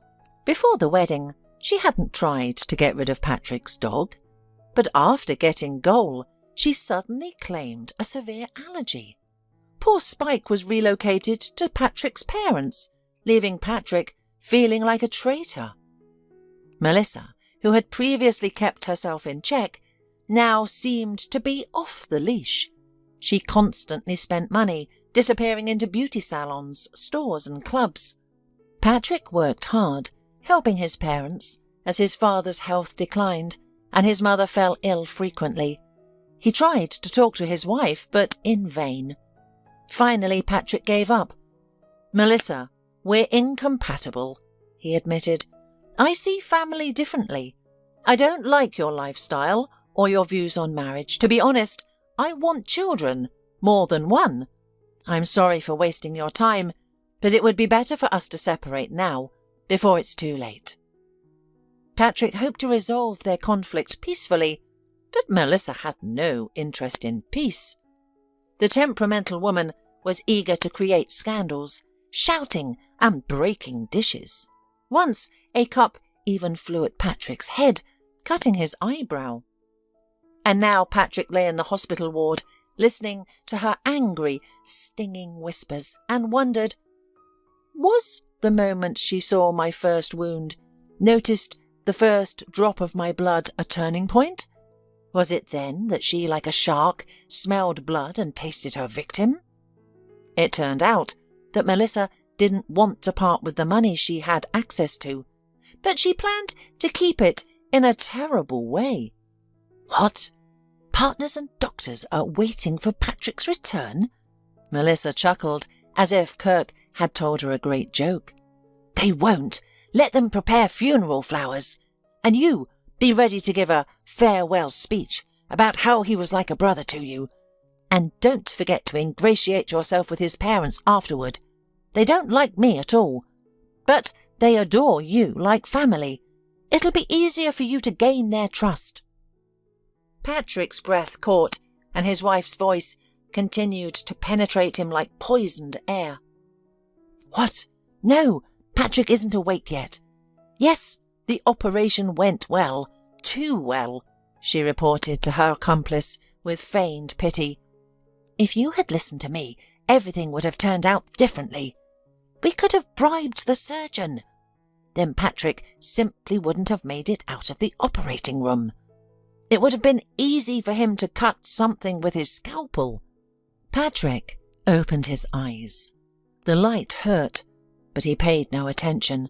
His gaze settled on his wife. She stood with one arm wrapped around herself, pressing a latest model smartphone to her ear, a gift from Patrick. Melissa constantly needed new things, always wanting to be among the first in their circle to show off to her friends. Designer handbag, shoes, phone, car. Who would have thought she'd want a new, young husband too? And not one as headstrong as Patrick, but obedient, like a doll. Melissa, as if feeling someone's gaze on her skin, turned around. Patrick managed to close his eyes, miraculously not clenching them. He held his breath and remained still, until Melissa continued her conversation. "What? Repeat," Melissa asked her interlocutor in a dissatisfied tone, turning back to the window. Kirk Flanders's words didn't seem to please her. She stomped her foot, shod in a scarlet shoe, then clicked her tongue. "What a coward you are! I have to do everything myself." There was another pause as Melissa listened to her interlocutor. Then she sneered and let out a tirade, involuntarily speaking louder. "What? What did you do? You didn't do a damn thing. You didn't say a word. Thank you for that. And then you got drunk and started calling your buddy. Did you think I wouldn't find out? They gave me Patrick's cell phone. What did you want to tell him, huh? Why did you call him?" She snorted when she heard the answer. "I did it all, though. I put crushed pills in his morning coffee so he'd fall asleep at the wheel and get into that accident. And when it didn't kill him, I bribed the nurse. I did it all. You've done nothing for our future, and after this, you want to run the company and share a bed with me? Do you think I don't see anything? I can see right through you. You're as greedy and vile as I am. You've been jealous of Patrick your whole life. His relationship with his parents, his career, the fact that you saw me first and he took me for himself. Am I wrong? You've lived in his shadow, on the sidelines. You have nothing else to offer but good looks." Patrick's throat was already dry, but now it felt like the Sahara Desert. Could Kirk really harbour such thoughts? Impossible. Melissa was telling the truth. Kirk had introduced her to Patrick. However, Patrick never imagined there could be something between them. Kirk hadn't said a word. "Everything is settled," Melissa mouthed meanwhile. "I've already arranged it. Our patient will be injected during the nurse changeover. I won't be here, of course, to avoid suspicion. The report will say he collapsed due to post-operative complications. No, I can't take it anymore. If he regains consciousness, he'll either divorce me or have me arrested. Do you think he's that naive? Won't he remember the drink I gave him? And now he passed out afterward. I'm not risking my future. Keep your mouth shut, otherwise I'll drag you down with me. You'll end up where your father did. It's too late for remorse. Start taking what you can from life. Sometimes happiness comes at someone else's expense." Apparently, Melissa didn't wait for a response. She ended the call with an exaggerated sigh. "What a weak fool," she muttered. As Melissa turned, her heels clicked a sharp rhythm across the room towards the door. Patrick remained motionless. At the exit, Melissa paused and glanced back over her shoulder with disgust. Her lips trembled, her mouth opening briefly, as if to speak or say goodbye. But she reconsidered, clenched her teeth and left the room, abandoning her husband. Patrick lay still for a while, afraid to move. Then he opened his eyes. He broke into a cold sweat and twitched violently. The realization was horrifying. Unlike in movies, where people immediately recover from surgery or coma, Patrick hadn't yet recuperated, and his condition was dire. His head throbbed. Nausea surged up his throat so forcefully that if it had anything in his stomach, he would have quickly emptied it. The room spun. He touched his forehead with trembling fingers. "I've got to do something. I'll sue that witch. She wants her inheritance. Snake," Patrick whispered, feeling his strength ebbing away. It seemed to drain from him along with his energy. He yearned for sleep. He sank back into the pillow, trying to steady his breathing. Suddenly, the door swung open again. Patrick cast an anxious glance toward the entrance. His breathing came in gasps. A nurse had entered. A nurse who was going to give him an injection. The pretty nurse, noticing the patient's gaze, hesitated momentarily. Patrick interrupted her confusion as an admission of guilt. However, after a second, she smiled. "Hello, how are you feeling? We've spoken before, but you were still under anesthesia and probably don't remember." Her cheeks flushed slightly with embarrassment. Patrick furrowed his brow, unable to respond. Yes, he vaguely recalled something like that. As the anesthesia wore off, he'd seen the girl. He thought she'd even held his hand. He remembered the warmth of someone else's touch, but assumed he'd imagined it. "Are you feeling better?" the nurse asked again, without waiting for an answer. "I'll give you some injections, vitamins and painkillers. You need more rest now, and fluids. I can help you. Give you some water." The nurse was attractive, even beautiful. Her snow-white gown and upswept hair with a few loose strands made her look angelic. An angel of mercy. However, Patrick refused to trust appearances. "Don't come near me," Patrick whispered. He tried to raise his hand but realized his limbs barely obeyed him. It was terrifying. "Excuse me?" The nurse froze obediently beside the IV drip, checking the solution level. "Don't you dare touch me. I know everything. You're all going to jail, understand?" He licked his dry lips. "You? How much did she pay you for my life? How much? I want you to know it's all my money. I could offer you more, but I won't. I'll send you all where you deserve to go." The nurse's eyes widened. Somewhere in the recesses of Patrick's mind, a faint recognition of those eyes flickered, but the spark was instantly extinguished. He couldn't think rationally. "Please calm down.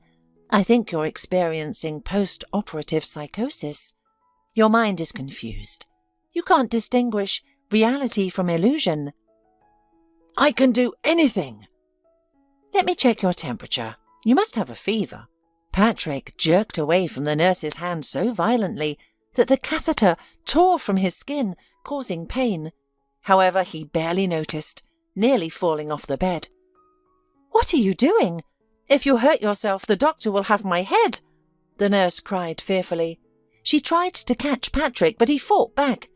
Realizing he couldn't overpower even a slight girl, the man gathered air in his lungs and began to call for help. "Her!" With a squeak, the nurse covered his mouth with her hand. Patrick tried to mumble against her warm palm. He noticed that the girl smelled pleasantly of mint. The thought struck him as insane. He was about to be killed, yet he was sniffing the hand of a criminal. "Please, please don't scream," the nurse suddenly wailed. "I can't lose my job. I've got a stack of reprimands. If I printed them all out, I could wallpaper my apartment with them. If I lose my job, they'll take away custody of my brother. I'm begging you." Her face was so close that Patrick could count each curved eyelash. The girl's whispered voice brushed against his skin. "I beg you, don't scream. I'll do my job, and then I'll get the doctor myself. But let's bring you back to normal." Patrick was dumbfounded. Her eyes, the colour of a mountain river, pleaded with him for help. He, already deprived of strength, was completely confused. Noticing that Patrick was no longer attempting to escape from the bed, the nurse carefully removed her fingers from his lips. "I need to help you, give you an injection." "No!" Patrick shouted hoarsely. "No! I know what you want to do." Patrick felt sick again. He was ready to panic, to go off the rails, to go mad. The nurse tried desperately to calm him down, while simultaneously glancing at the door, as if someone would come in. This behaviour made Patrick even more suspicious. Then something unimaginable happened. The girl's eyes sparkled. She grabbed the syringe, and with one sharp movement, she injected herself. Then exhaled, blowing the longest strand from her face. "Vitamins," she muttered. "There are just vitamins in here." Patrick was shocked. He looked back and forth between the nurse and the syringe in her hands. "Quite convincing and also demonstrative," he whispered. She shook her head and sat down on the edge of the bed. "I don't get paid enough to put up with all this," she whispered softly, but Patrick heard. Patrick felt ashamed. Looking at her hunched figure, he felt the need to explain the reason for his hysteria, but his tongue wouldn't cooperate. And could he trust her? Then she straightened up and looked at him over her shoulder. More hair broke free from the bun, framing her pale face. With huge lake eyes filled with clear water, Patrick looked at her, realizing he wanted to catch something important eluding him. But what? And then it hit him. "Rhonda!" The man exhaled. The nurse's lips trembled. She squinted for a moment. "Yes," she whispered, smiling weakly. "Do we know each other?" Patrick knew his face was hidden by bandages. No wonder she didn't recognize him. And how many years had it been? "Rhonda, it's me, Patrick, remember? The puppy, Snowy." With excitement, he tried to sit up again, but groaned, feeling the pain in his ribs.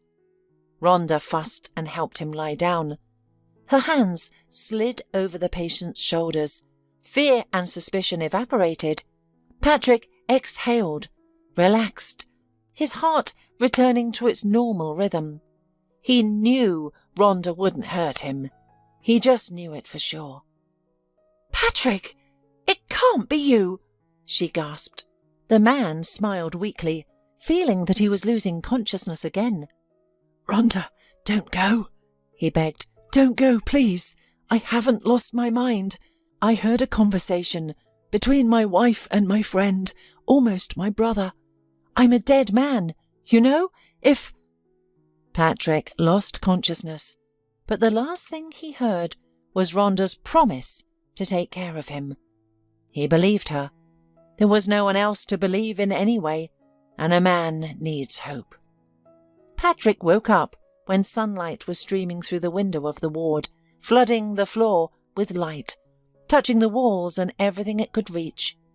The man wrinkled his nose, then groaned. He was alive. Either his execution had been postponed, or— Patrick, noticing something strange, turned his head. Rhonda was asleep in the chair. An open book lay on her lap. "Rhonda," called the man hoarsely. "Rhonda!" She jumped up from her seat, the book falling from her lap. "Dmitri Yuryevich, I wasn't sleeping on duty. I was just resting my eyes, thinking," she muttered, looking around for the head doctor. Then Rhonda found Patrick's face with a cloudy gaze. "Phew!" She rubbed her face with her palms. "Thank God! I thought I was caught again." The woman collapsed back into the chair. Patrick kept looking at her, afraid to even blink.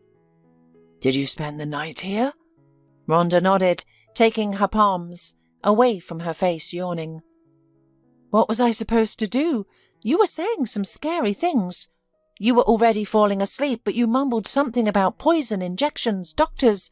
Honestly, I'm not sure if you're not talking nonsense, Patrick. However, if I had just left, I wouldn't have been able to sleep well tonight." Then Rhonda got up and began to check the man's health. "The doctor hasn't made his rounds yet, but I'm sure everything is fine," she said. "Rhonda, where did you disappear to?" Patrick couldn't help but ask. Yes, now he had much more serious problems. However, the question had been nagging at him since his youth. Rhonda paused, then began her story. Her voice was devoid of emotion, as if she had grown too accustomed to recounting it. "My parents died. My aunt took me, my brother, and the puppy, Dad's sister. She never liked my father, though. She thought his parents loved him more and was jealous. I don't even know why she came for us if she didn't want us. Rhonda bit her lip, and Patrick realised this habit must have stemmed from her childhood. Tyler was only 2 years old then. I was older. My aunt tried to bully me, but I wouldn't let her, so she switched to the weaker ones, Tyler and Snowy. Snowy got it first. I came back from kindergarten with Tyler and the puppy was gone. My aunt said he'd run away, but she grinned. She had thrown him out herself. We never found Snowy, even though we put up notices all over the neighbourhood. Rhonda paused for a moment, then continued.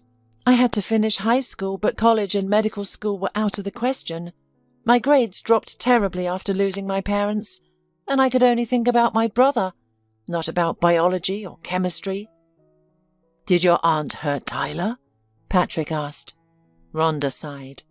Once, I didn't have an opportunity to pick him up from kindergarten. I arrived late. He was upset. I asked my aunt if I could go get him. The kindergarten was just steps from the house. She glared at me and said if she went after him, he might get lost like Snowy. I was terrified then, more scared than I'd ever been. Even at my parents' funeral, she let out a shaky breath. Patrick wanted to hug her, but didn't dare. In the end, I went to nursing courses, not wanting to give up on working in a hospital. I realised I'd never become a doctor. Then I started working part-time. I was a nanny at Tyler's kindergarten, and when he went to school, I quit. I changed jobs and got custody of my brother from my aunt. She was furious because she'd been getting money for us, but the court sided with me after hearing what Tyler said. I promised my aunt I'd ruin her if she didn't give me my brother. Tyler and I have been together ever since, but there are often difficulties. Soon we'll have another inspection, which is why I was afraid of being fired at the wrong moment. Our head doctor can't stand me, to be honest. I'm thinking of quitting, but later. Rhonda shared a bit more about her life with Patrick. The man felt immense sympathy for this brave young woman. She kept quiet about the real reason the chief doctor disliked her. She had refused his advances for a secret relationship. He was married, but had a weakness for young, beautiful nurses. Rhonda had rebuked him rudely, not wanting to be anyone's mistress. The doctor hadn't forgiven that, and kept a close eye on her, constantly threatening dismissal. Patrick also shared his own story. He briefly relayed to Rhonda the conversation he had overheard between his wife and another person. Rhonda was stunned. "We should go to the police," she said. "Yes, probably, but what if they think I'm just paranoid like you did at first? Some people have visions of aliens after anesthesia. I see a conspiracy." Rhonda thought for a moment, looking at the bandages hiding Patrick's face. "Then we'll just bring them out in the open," she said, as an idea formed in her mind. Later that evening, 2 people entered Patrick's room, where he lay sleeping peacefully. Kirk and Melissa glanced at each other, listening to the silence. "I wonder why the hell he called us here at the same time," Melissa muttered, closing the door behind them. Kirk looked troubled. He avoided his friend's gaze. Melissa clicked her tongue. "Don't look so grim. This isn't a funeral. Yet." Kirk shuddered. "He's already regained consciousness. Be quiet," Kirk muttered. Melissa pushed her hair back from her shoulders and walked to the bed, casting a glance at her husband. The room was bathed in cosy twilight. "When will it happen?" Kirk asked quietly. "You said that—" "Yes, I did, but there's a nurse around him, and he regained consciousness too quickly," Melissa muttered disappointedly. "Who did you bribe?" Kirk pressed. Melissa was clever and cunning. However, she underestimated people, especially those she considered insignificant. That's what she thought of Kirk. She believed he was in love with her, and ready to worship the ground she walked on. Not noticing the trap in his questioning, she revealed a name. "The chief doctor, but I only gave part of the payment. I'm not an idiot. I promised the rest when I get my fortune as a grieving widow." Kirk nodded, shoving his hands into his jeans pockets and regarding Melissa with a lifeless look. "Don't you feel sorry for Patrick at all?" Melissa shrugged. "I only feel sorry for myself in this world, and he's to blame. He shouldn't have threatened me with divorce. People like me, you leave only feet first." She grinned. "This applies to you too, Kirk." Kirk shivered, then asked again, "Don't you want to say goodbye to him?" "What would I say? And why bother? We'll all meet in hell," the woman snorted. Kirk shook his head, a shadow of a smile on his lips. "I don't think so, Melissa. You don't know Patrick well, even though you were his wife. Such a man isn't destined for where you're headed." Melissa exploded. She leapt at Kirk, shaking him and hissing in his face. "Pull yourself together. What's with the sentimentality? You feel sorry for him now, don't you? Didn't you say you were suffocating with envy?" "I was drunk, and you kept pouring drinks, then dragged me to bed," Kirk muttered. Indeed, Melissa had already sunk her claws into him long ago. She'd recorded Kirk's drunken ramblings on her phone, threatening to use them as evidence of his motive for the crime in court. "What's in a sober man's mind is on a drunk man's tongue," Melissa retorted. "I repeat, we're in this together. We'll answer for everything together, okay? At the trial, I'll say it was your idea, that you seduced and manipulated me. They'll believe me, not you. After all, I'm the best liar in the world." Kirk looked into her eyes. "You're right. We will answer together. Except I've already resigned myself to paying for my actions. Have you?" Melissa frowned, noticing the change in his look and tone. Before she could answer, Patrick rose from the bed. Realizing she'd been caught, Melissa squealed and pushed Kirk away. Instead of running for the door, she grabbed the nearest object, scissors, and raised them over Patrick. He deftly ducked under her arm, pushing her aside. As the bandages fell away, Melissa realized it wasn't Patrick. It was a police officer. "Damn you! How could you betray me?" Melissa yelled at Kirk as they led her away. "See you in hell." He waved goodbye. The trial concluded swiftly. Melissa received a long sentence, trading designer dresses for prison uniforms and a new, less flattering haircut. Kirk confessed. It emerged that Patrick had called him the day before, inviting him to the ward. Kirk had immediately come clean, repenting on his knees and even crying. In the end, he was offered a plea deal, which Kirk accepted, resulting in a lighter sentence. Patrick wasn't sure if he could revive their friendship or trust Kirk again. He understood that Kirk had been a broken man since childhood, struggling to trust others. Yet the pain of betrayal still haunted him. Patrick and Rhonda began a relationship. Patrick befriended the now grown-up Tyler, becoming not a father figure, but a kind friend and older brother. Patrick's parents adored their son's girlfriend, welcoming both Rhonda and Tyler into the family with open arms. A year later, Patrick and Rhonda married. Shortly after the wedding, the young wife discovered she was expecting a child.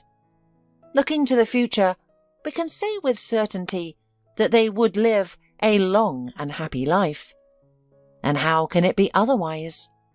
After all, as it turned out, you can't run from fate. Today, more than ever, Connie was looking forward to the end of her workday. She had been a bus conductor for 6 years, starting the job before marriage, right after finishing school. Where else could an orphan girl with no name go? One whom no one ever visited. This was her fate, only for the first few years until 4th grade. Then foster parents took her in. They weren't wealthy, already older, and decided to raise a girl in their last active years. They raised Connie as their own, dressing her well, with her father teaching her about life and her mother feeding her delicious meals. But fate decided to test the girl's strength again. Tragedy struck. On that fateful day, Connie's mother let her sleep over at her best friend's house for the first time. It saved her life. Her parents died in a fire because of a short circuit, so Connie became an orphan again. After graduation, Connie had to urgently find work to support herself, but she never found success elsewhere, so she ended up working as a conductor, a job she thought would be temporary, but has lasted until now. Now, she was the wife of a successful man. Her husband Larry holds an executive position at a construction firm, and their home is prosperous and cosy. Larry repeatedly told Connie, "Listen, quit your job. The money you earn is insignificant for our family. You should stay at home. Isn't that better?" To which his wife invariably replied, "Larry, what would I do at home? You're constantly travelling, sitting with your mother. Well, please understand. Two women with different tastes and views on life won't get along easily. I'm used to being on the move all day among people. I'd go crazy at home." And sometimes she would add, lowering her eyes and sighing, "We don't have children. That's the trouble. If I had a child, I'd immediately quit my job and devote myself to motherhood." However, the lack of children worried only Connie. Larry wasn't particularly eager to discuss the topic, seemingly unburdened by the circumstance. "Well, it's fine," Connie sometimes said to herself. "If God doesn't give us children, maybe I should suggest to Larry that we adopt a boy from the orphanage." Today, however, her thoughts were directed elsewhere. After all, tomorrow would mark an event in their lives. It was 5 years ago that she and Larry got married. These memories of a cheerful wedding and a new life with her beloved husband immediately lifted the woman's mood. But still, somewhere in the back of her mind, these pleasant reflections were slightly marred by a peculiarity of Larry's character. He wasn't good at remembering significant dates in their lives together. Sometimes he even forgot her birthday, much to Connie's dismay. She gave such dates great importance, trying to make each special day unusual and prepare something original for the table. Although Larry, of course, apologized for his forgetfulness, a residue of disappointment remained. Even though his mother-in-law would say in such cases, "Connie, don't pay attention to this. What's so tragic? My son gets twisted up in his work problems and forgets. He loves you anyway. You see, he prepared a present. It's okay that it's late, but he gave it to you, and he apologized." Connie would nod her head in agreement, but think to herself, "That's the way it is. But it's not without reason. They say that a drop of tar spoils a barrel of honey." And at that time, Larry was in the carriage of a fast train, approaching his native city's station. Pleasant thoughts wandered through his head. Soon a joyful meeting would take place. But alas, one would be mistaken to think he was anticipating a meeting with his wife, whom he hadn't seen for several days due to his business trip. Rosie. That was the name that stirred his soul and body. Rosie, his new mistress, who made him literally lose his mind when they met. The young woman filled all his senses. And his wife? Well, as they say, a wife isn't a wall. You can push her aside. So, here we are. Larry, carrying his travel bag, stepped onto the platform, hurrying to the cab stand. The time was approaching midnight, and he still needed to buy a beautiful bouquet somewhere, because tomorrow marked a solemn date for Rosie, A year since they met. Sitting in the cab, Larry carefully reached into the inside pocket of his jacket, clutching a small jewellery box. He took it out, opened it, and in the dim light of the street lamps from the fast-moving cab, once more looked with pleasure at the jewellery inside. It's a charming little thing. I'm sure Rosie will love it. She's very fond of such trinkets. But I need a nice bouquet as well. "Oh, slow down!" Larry suddenly shouted, spotting a lit-up flower shop they had nearly passed. The driver jerked in surprise, the brakes squealed, and the car lurched to a halt. "Why are you yelling like that?" exclaimed the driver. "Are you crazy? We nearly had an accident." "Sorry, I need a bouquet urgently. I just remembered, and this flower shop is the first one I've seen open. I'll be right back." Larry jumped out of the car.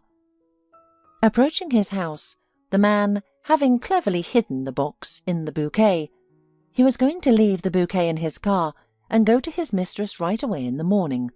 But suddenly, Larry remembered with a sigh. Good grief! Today is my and Connie's 5th wedding anniversary. Or is it tomorrow? What an idiot! I almost forgot. It's always like this with me. Good thing I didn't have time to hide the bouquet in the garage. Okay, change of plans.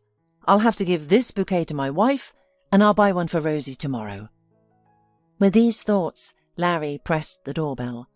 A minute later, the door opened and Connie appeared, exclaiming with joy. "Larry, honey, you're here! Oh, and with a bouquet! What a lovely surprise!" "Yes," said Larry. "You always reproach me for not remembering our special dates. But I do remember. This is for you, to celebrate our 5 years of marriage." He held out the bouquet to Connie. "Thank you," Connie said with an odd intonation. "Yes, the anniversary. That's right. But it's only tomorrow." Larry was stunned, not so much by getting the wrong date, again, but because he suddenly remembered. Inside the bouquet was Rosie's present, and in the box, besides the jewellery, there was a note with her name and a wish. The terrible thought pierced his mind, but there was no turning back now. The joyful Connie began setting the table, and his mother-in-law put the bouquet in water. The panicked Larry watched anxiously to see if the box had fallen into the water, breathing a sigh of relief when he realized it remained hidden in the depths of the bouquet. "Well," Larry mumbled, unable to think of anything else to say. "Better early than, Realizing he was about to say something foolish, he trailed off. Unexpectedly, his mother diffused the situation. "Oh, what a gorgeous bouquet you've been given!" she exclaimed. "And they smell divine! So many roses! It's exquisite! Connie, aren't you thrilled? Do you have any idea how much such a beautiful arrangement costs? I'd be over the moon with such a gift." Connie approached the bouquet. It was indeed stunning. She bent down to inhale the fragrance of the flowers and, from the corner of her eye, noticed something glinting among the stems and leaves. Glancing at her husband, she saw he was tense, watching the scene intently, and Connie didn't take out the object, hoping it was a surprise for their anniversary. If her husband hadn't mentioned it, perhaps he intended to give it to her tomorrow. She'd wait and see. They sat down to dinner, but the atmosphere felt charged with an undercurrent of tension. They ate, exchanging trivial remarks. Larry, seizing every opportunity, kept casting furtive glances at the bouquet. What's hidden in there? Connie wondered. He's clearly embarrassed about something. Could Larry have actually bought me jewellery? That would mean he truly loves me. Meanwhile, Larry was tormented by another thought. How on earth can I discreetly retrieve that box from the bouquet? What an idiot I am! How did I get myself into such a mess? And my mother keeps looking at me, trying to figure out what I'm up to. But she doesn't understand a thing. Everything's conspiring against me today." To lighten the mood, Connie began recounting her day. "Larry, I visited the orphanage after work today. They allowed me a glimpse of the children in the playroom. You know, there's one boy who's really captured my heart. His name is Eric. He's so small and thin like a little sparrow, and his eyes are so sad. Honey, I don't need any presents. Please, let's consider adopting him, or at least take him on an outing together. You'll fall in love with him too, I'm sure. You said you'd think about it, remember? As the years go by, we still don't have children, and it's causing me a lot of pain." Connie's attempt failed. Her husband frowned and answered curtly, "This isn't the time for such a discussion. When would I have time to visit orphanages? I'm swamped with work and exhausted. I want my own children, and we'll have them. That's enough of this talk." His mother chimed in. "Connie, I understand how difficult this is for you, but believe me, this noble impulse of yours is misjudged. Think about it. We don't know anything about the child's background. There could be hidden health issues they're not disclosing. We'd all be overwhelmed caring for such a child, and it wouldn't bring happiness to anyone. Be patient. You and Larry are still young. You'll have children of your own. No, I absolutely cannot agree to have a stranger's child in our home. Let's not ruin the family dinner. This subject is closed." Connie was crestfallen, and the rest of the evening proceeded even more awkwardly. Having grown up in an orphanage herself, she felt deeply hurt by her mother-in-law's words, sensing a veiled criticism of her own background. Her mood was completely gone, along with her appetite. Finally, to everyone's relief, the painful dinner ended. Connie began collecting dishes from the table. As she reached the door, carrying them to the kitchen, she caught a glimpse of her mother-in-law surreptitiously reaching into the bouquet and pulling something out. Tormented by doubts, Connie went to her bedroom, while Larry remained in the room with his mother. Dressing for bed, the woman approached the dresser to put things in it, and suddenly from behind the loose door heard the whispering mother-in-law. "What are you thinking, son? Are you openly cheating on Connie? If you're seeing someone on the side, at least cover your tracks. You bought a bouquet and a gift for your mistress and gave it to your wife. Well, let her have it now." "Do you know how much I spent on that jewellery in the box? I didn't plan to give it to Connie. It all went wrong," Larry whispered back. Connie nearly choked with anger. "So, that's how it is. He can't remember our wedding anniversary, but he's up to other things. I'm second fiddle in this family. And Larry has a mistress. And his mother, she's teaching him to cover his tracks." She grasped the doorknob, ready to confront them, but stopped herself. "No, that won't work. They'll just accuse me of eavesdropping and turn it around on me. Fine, Larry. I'll find out who you're cheating with, and then you'll pay for everything. I was a fool to think my husband wanted to please me.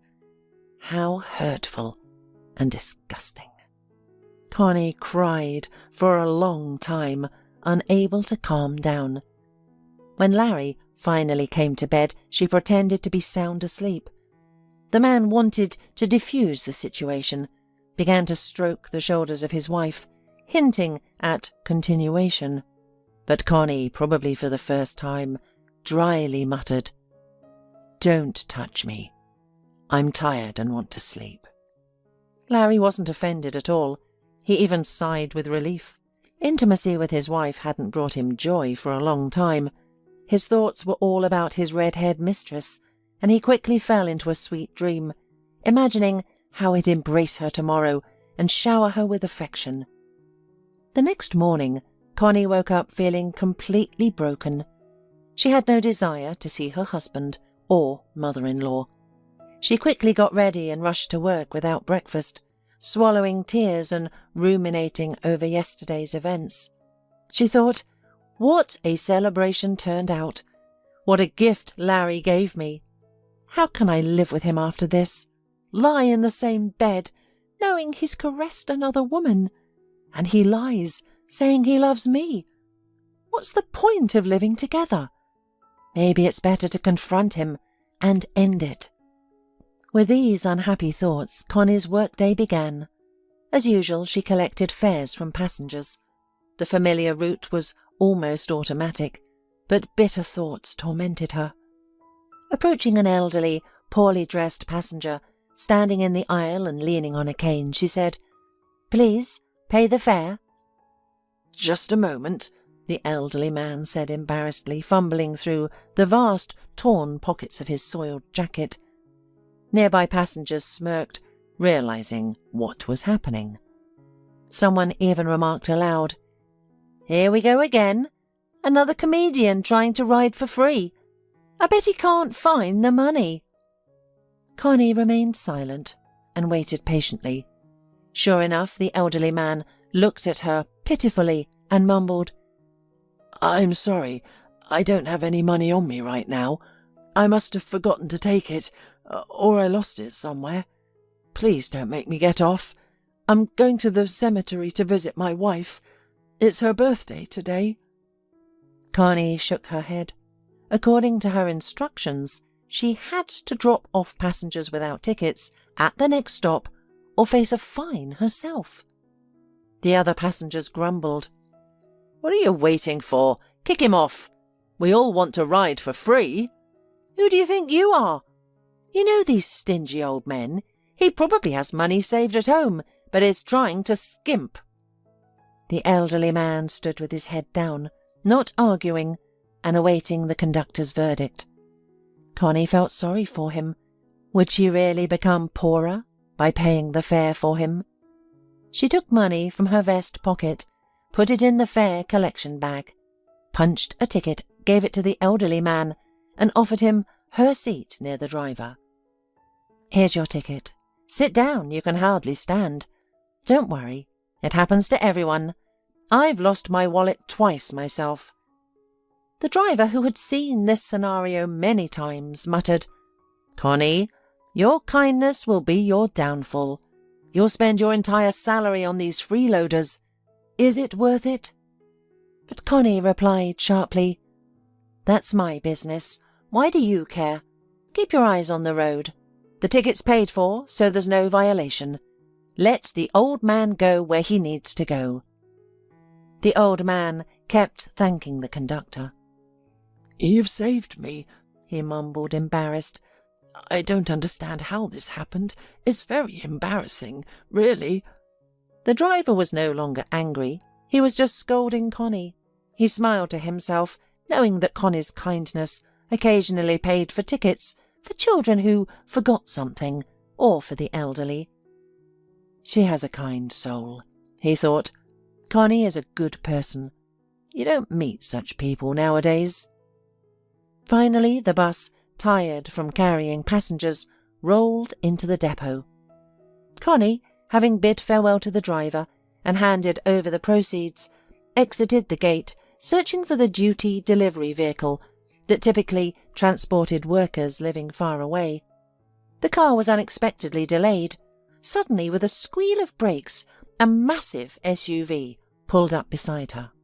The passenger door swung open, and to Connie's astonishment, out stepped the bus passenger for whom she had bought a ticket earlier that day. However, this elderly, respectable man bore little resemblance to the frail grandfather who had no money. Connie gaped in surprise, her eyes wide, as she tried to comprehend the situation. The man cleared his throat and addressed her. "Hello again, Connie. I apologize once more for the inconvenience this morning," he said, turning to face her. "If you have a moment, might we step aside for a brief chat?" "All right," she replied hesitantly, "but I'm worried I'll miss the delivery car, and it's quite a trek home." "Oh, don't fret about that," her interlocutor assured her. My driver can take you wherever you need to go." He continued, "My name is Mr. Alvarez.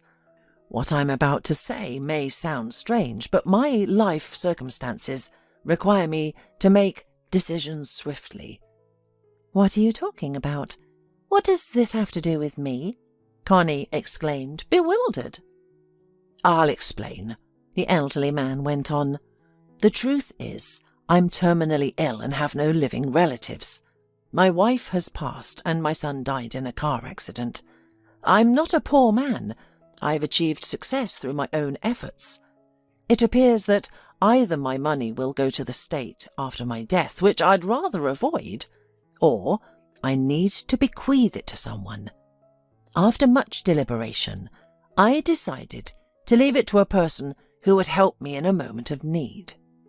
That person is you, Connie. Don't be shocked. Before coming here, I learned everything about you. Money, you see, can unlock any secret." "Your words have left me at a loss, Mr. Alvarez," Connie replied, her voice tinged with confusion. "You're wealthy, but why were you riding the bus today, and without a penny to your name?" "That was my plan," the man explained. "You see, had I been dressed as I am now, people would have given me money without hesitation, don't you think? And they wouldn't have grumbled. No one sees beggars as people. They assume the money won't be returned anyway. But you showed a kind heart. You didn't hesitate to pay my fare and ensure I was seated. That means you're a person with integrity, a rare find these days. Please, accept my inheritance. Respect an old man's will." "No, Mr. Alvarez," Connie said respectfully. "I cannot accept such an inheritance. It doesn't feel right." "I'm truly sorry to hear that," the man replied, his voice breaking. "However, please consider it. The money could be used for various good causes if you don't need it yourself. If you change your mind, you can find me at the regional hospital. They've admitted me for tests."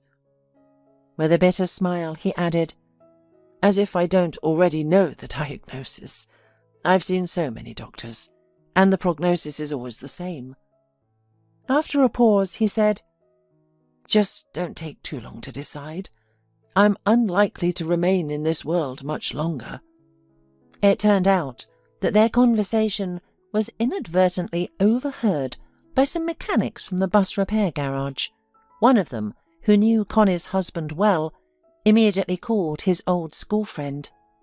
"Hey, Larry, it's David Cronin. Listen to this. Your wife must be touched in the head. She just turned down an inheritance. I heard it myself. Some rich old guy decided to give his assets and money, but she refused and left. I couldn't believe it. You should talk to her. Why refuse money falling from the sky? It's madness. You've lucked out. You've got yourself a promotion, and now your wife's practically won the lottery." Larry listened, dumbfounded, unable to believe Connie could be so foolish. Definitely touched in the head. He had once loved this young, naive girl for her kindness, tenderness, and selflessness. But over the years, these qualities had begun to irritate him. After all, one needs to adapt to life, and she was still so idealistic. He decided to confront her at home, already imagining how he'd spend the money. Connie bid a warm farewell to Mr. Alvarez and, suspecting nothing, entered the house. Usually Larry wasn't home at this hour, but now he came out to meet her in the hallway, interrogating her. "Connie, I know everything. This old man who just dropped you off wants to give you an inheritance, and you're refusing, right? Have you lost your mind? I'm not a millionaire, and you barely earn anything. Don't we need the money? I'm facing a crisis. Sales are down, and a cash injection would do wonders for our life. Don't be stupid. Accept it. I hope you know where to find this benefactor." The woman couldn't tolerate such insults and shot back, Why are you attacking me? What gives you the right to speak to me like this? To insult me? Don't you understand? I don't know this man. How can I accept his inheritance? I have no idea what he's thinking. Maybe he won't die. Maybe he'll recover. Stranger things have happened. Mr. Alvarez is a kind man, and I can't do this to him. He's just desperate now, so he's doing something rash. Of course, you're not a millionaire. I know everything too. Your mistress gets an expensive bracelet, while your wife gets nothing. Probably because you don't have enough money for both women, right? Thanks a lot. How long have you been cheating on me? What are you staring at? How can I live with you like this? Tell me. And you have the audacity to blame me. Larry hesitated. He hadn't thought Connie understood everything, but suddenly realized it was better this way. No need to be burdened with this shameful marriage any longer. He blurted out, "Well, if you know everything, listen to the end. Yes, I'm in love with another woman. I love her. And now I don't know why I fell for you. I felt sorry for the orphan, I guess. How to live? Like everyone else. Or do you think other men don't cheat? If you accept the inheritance and give it to me, I won't divorce you. You'll be lost without me. You're completely unfit for life, like a hothouse flower. You're always dreaming of some stepchildren. You should thank me for marrying you, for living in a decent and respectable family. My mum accepted you, even though it wasn't easy for her. So what's missing? Live and enjoy it, and forget what you know. But if you don't, I'll do it, and you'll be out on the street with nothing. Okay? Go ahead, call that fool old man and say you agree, and forget this unpleasant conversation." Connie was shaking, her thoughts muddled. Every word from her husband felt like a nail in her soul. She ran around the house, frantically throwing her things into a sports bag, screaming hysterically. "How dare you! It's like I'm a mongrel dog! You picked me up, washed me, and now I'm yapping here! What a fool I am! How blind I was, how I loved you! You don't have to live with me out of pity. We're getting a divorce. You can love someone else as long as you like. I'll live without you. Better impoverished than with such a scoundrel under the same roof. And who and what I inherit is none of your business. Goodbye, Larry. I hope we never see each other again."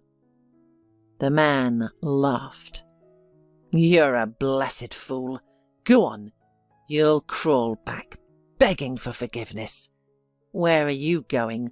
Your old house has fallen into ruin over the years. There's no comfort there. How long will you last like this?" Connie ran out as if scalded. The rain hit her face and the wind burned her tear-wet cheeks. But she noticed nothing as she wandered through the evening city to her parents' old house. It wasn't very far, only 20 minutes to the bus stop, but it was scary. Darkness, street lights burning somewhere, no passers-by. Unpleasant thoughts wandered through her head. If only nothing happened. And then it did. "What's your hurry, beauty?" came a mocking voice behind her. It was echoed by another. "Yeah, she must be lost. We'll help her now." Connie turned around, frightened. 2 drunken guys loomed over her, one still quenching his thirst with a bottle of beer. "Leave me alone. I'm not touching you. Don't come near me," Connie shouted in horror. "Help!" The drunks almost grabbed the poor woman, but their ardour was cut short by someone's exclamation. "Looking for trouble, freaks? Get lost. Leave this woman alone." One of the drunks, the one with the beer bottle, swung it, intending to hit the unexpected protector on the head. He yelled, "You get out of here! None of your business, or I'll give you a boost. Do you think you're a knight? Look at you, you little punk! I'll take you down with one left." But he didn't. The stranger cleverly sent the drunk knight hero to the ground with a footstool, and his friend decided it was better to leave. He picked up his drunken companion under the arms, and both of them, swearing at anything and everything, disappeared into the depths of the street. All this happened instantly. Connie, not yet recovered from the fear, stood with her arms around her shoulders and cried.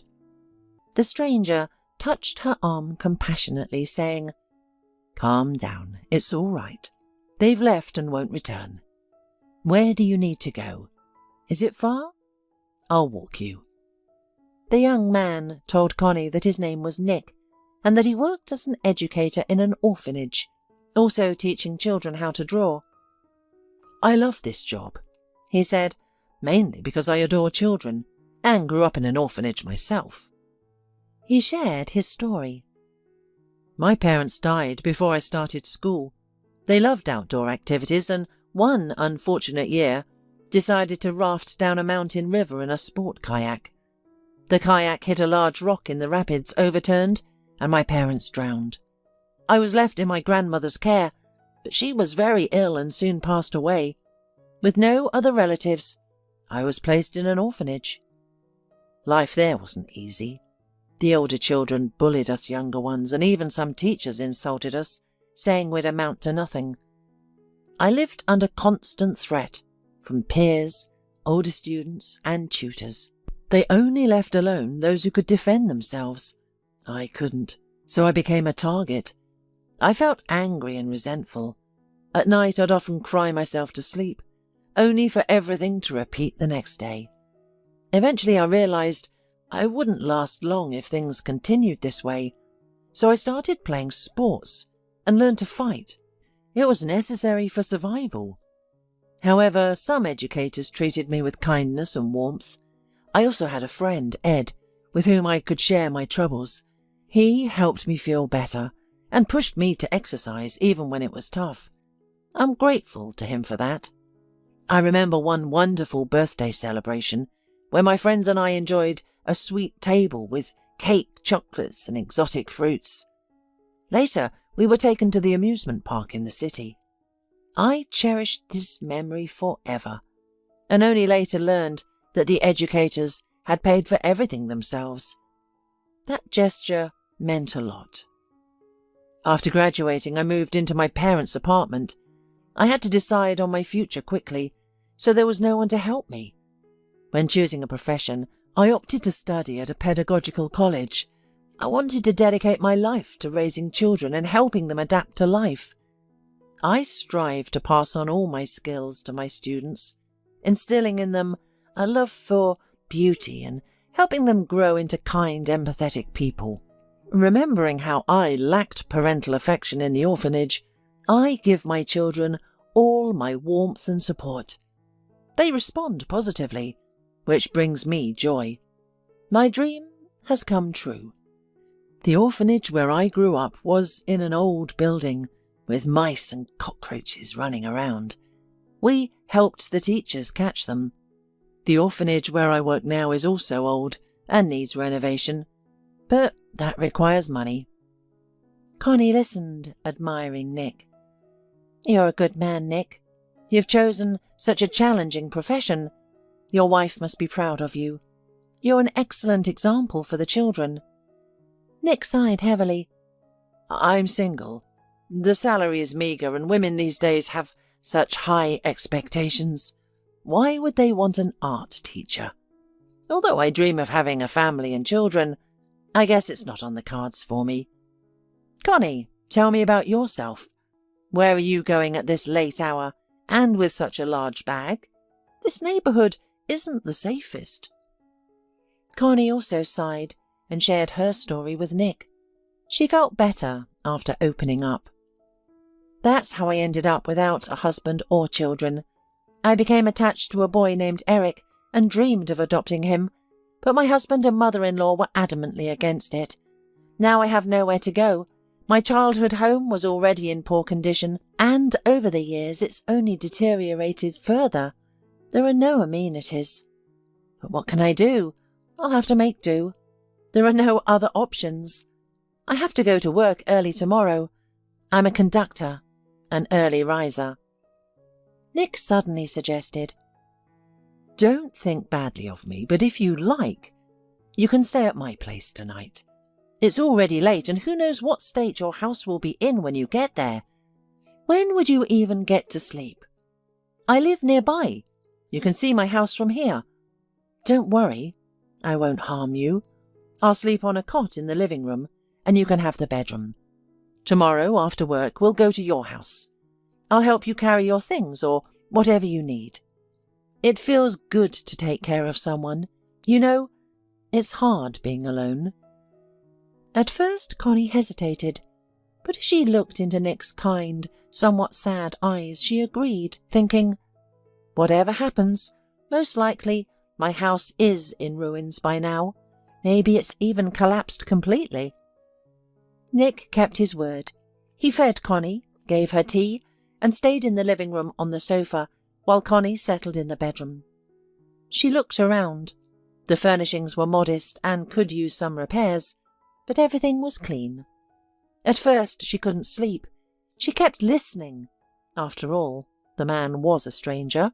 But when she heard snoring from the living room, she drifted off. She thought of leaving quietly in the morning to avoid disturbing her host, but when she entered the kitchen, the light was already on. Nick was cutting bread and sausage. "Good morning, Connie. Did you sleep well? Here, take these sandwiches. I eat at the canteen, but you've been working all day. Have a bite. Are we still on for tonight? I'll help you move in." Connie felt a pleasant warmth. She looked at this plain man with thick glasses in a new light and smiled, answering, "Thank you so much, Nick, from the bottom of my heart, for defending me, rescuing me from those bullies, for giving me shelter. I'd be glad if you help me. See you tonight." They exchanged phone numbers and went about their day. Nick texted her several times, asking how she was feeling and if she'd eaten. Such simple words, yet filled with care. Larry, her husband, had always been stingy with feelings and emotions. He was not interested in how her day went. If she didn't tell him, he wouldn't ask. In the evening, Nick took Connie to her house, and both were shocked. It was utterly uninhabitable. The roof had almost completely collapsed. The porch was in ruins, weeds and desolation everywhere.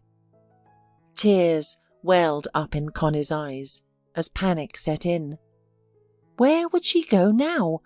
She couldn't afford to rent on her salary. She'd have nothing left to live on. Then Nick came to her rescue again. Taking her hand, he said, "Move in with me, permanently. I have enough space. Don't look at me like that. I'm not a creep. I won't lay a finger on you, I swear. I just genuinely want to help. Though I can't deny you're a very attractive woman. But I don't think you'd fancy someone like me. Let's just be friends, okay?" Connie was embarrassed, but realized it was her only option. "You're saving me again," she replied. "Thank you, but I insist on paying rent and for groceries. I don't want to be a freeloader. I promise I'll save up and move out eventually. Money's tight right now. I've been meaning to ask you something. Why don't we visit the orphanage where I met Eric this weekend? I'm nervous about approaching him first. I don't know how to start a conversation. You have experience. You're a teacher. I'd like to visit the child. Maybe bring him some treats." Nick agreed with pleasure and supported her. "Of course we'll go. I love children. We'll find a way to connect with your Eric. Shall we head home?" And so they began living together. Connie was timid at first, afraid to even use a spoon without asking. It wasn't her home, after all. But Nick was so pleasant and down to earth that her shyness quickly faded, and soon She was managing the small kitchen. Nick watched his bachelor pad transform subtly with Connie's presence. Nothing major, just new curtains, flower pots on the walls, a soft bath mat, and a new faucet. Connie admired Nick's paintings and convinced him to hang a framed autumn landscape. The place became even cozier. When they visited the orphanage, Connie was stunned to discover that Nick worked there and knew Eric well. The boy, seeing his favourite teacher, immediately ran up, exclaiming, "Hello, Nick. Are we having a drawing lesson today? That's great! And who's this with you? A new teacher?" Smiling, Nick sat the boy down and explained, "Hello, Eric. No, it's a day off. No lessons today.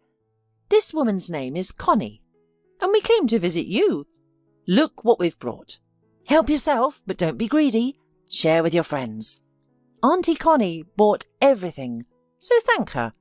We'd also like to take you to the zoo. Would you like that? I'll arrange it." The boy's eyes lit up, hardly believing his luck. "Thank you. You're wonderful. Of course I want to go to the zoo. I'll be ready in no time." The day flew by, filled with fun. They saw beautiful, enormous fish, lizards, and peacocks with colourful tails. Eric fed the moose and roe deer cabbage leaves and carrots. Connie bonded instantly with the boy, telling him all about the animals. Nick promised that the next drawing lesson's theme would be their favourite animal. On the farewell, Eric hugged Connie, looked into her eyes, and asked hopefully, "Connie, will you visit me again? I'll be waiting. You're so nice. You remind me of my mum. Your hands are like hers, warm and soft. Tell me you'll come back." Connie fought back tears as she hugged the boy and promised. "I'll come back, my dear. I have the day off after tomorrow. I'll definitely visit. What would you like me to bring? What do you want? I don't have much money, but I'll do my best for you." The boy suddenly became serious and said, "No money? That's nothing. Come over anyway. We'll draw and go for a walk. Okay? My friends will be jealous. They all tease me that nobody visits me, that nobody needs me." Connie didn't know how to thank Nick again. "This is the happiest day of my life, and now I'll never leave Eric. I feel his heart as if it were my own, you know? He's like my own son. Do you know what documents are required for adoption? Do you think they'll let me?" Nick shook his head and replied, "I understand your emotions, and I'm overjoyed you have such a kind, loving heart. I'm very fond of children myself. I feel sorry for all of them. Everyone has such a difficult situation and has been through so much. You see, the orphanage urgently needs repairs. I'm afraid if they don't do it, they'll declare the building unsafe and close it down. I don't know whom to turn to. I've already approached the administration and sponsors. Of course, they help as much as they can, but they can't allocate money for major repairs. That's how it is. As for adoption, it's also a very difficult matter. I've thought about it many times myself. I know the list of documents by heart. You need a full family, a place to live, and a stable official income. But even if two of these things are clear, where would I get a wife? And one who wants to live on my small salary and raise a child from the orphanage? There just aren't such people." Connie listened to Nick deep in thought and then suddenly exclaimed, "You know, I have an idea. Let's go to the hospital right now. Don't ask about anything. You'll soon understand everything yourself." Connie remembered the elderly man who had promised to leave her an inheritance. But where was he now? And how could she find him? Oh yes, he had mentioned the hospital where he was staying for an examination. Maybe he was still there.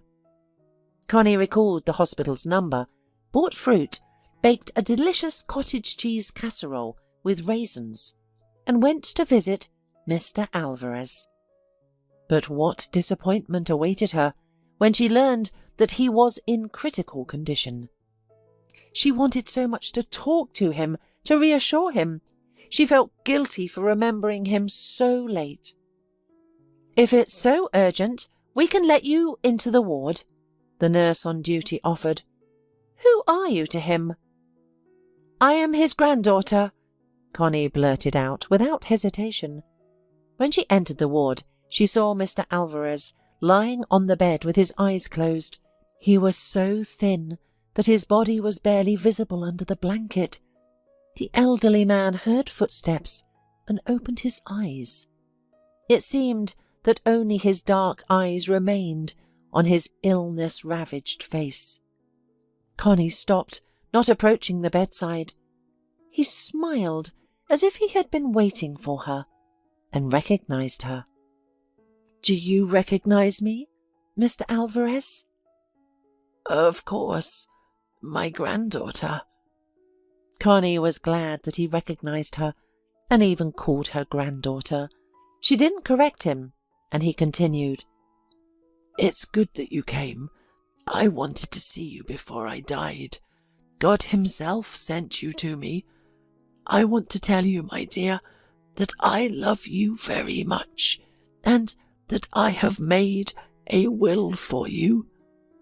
All the money and my entire inheritance I give to you."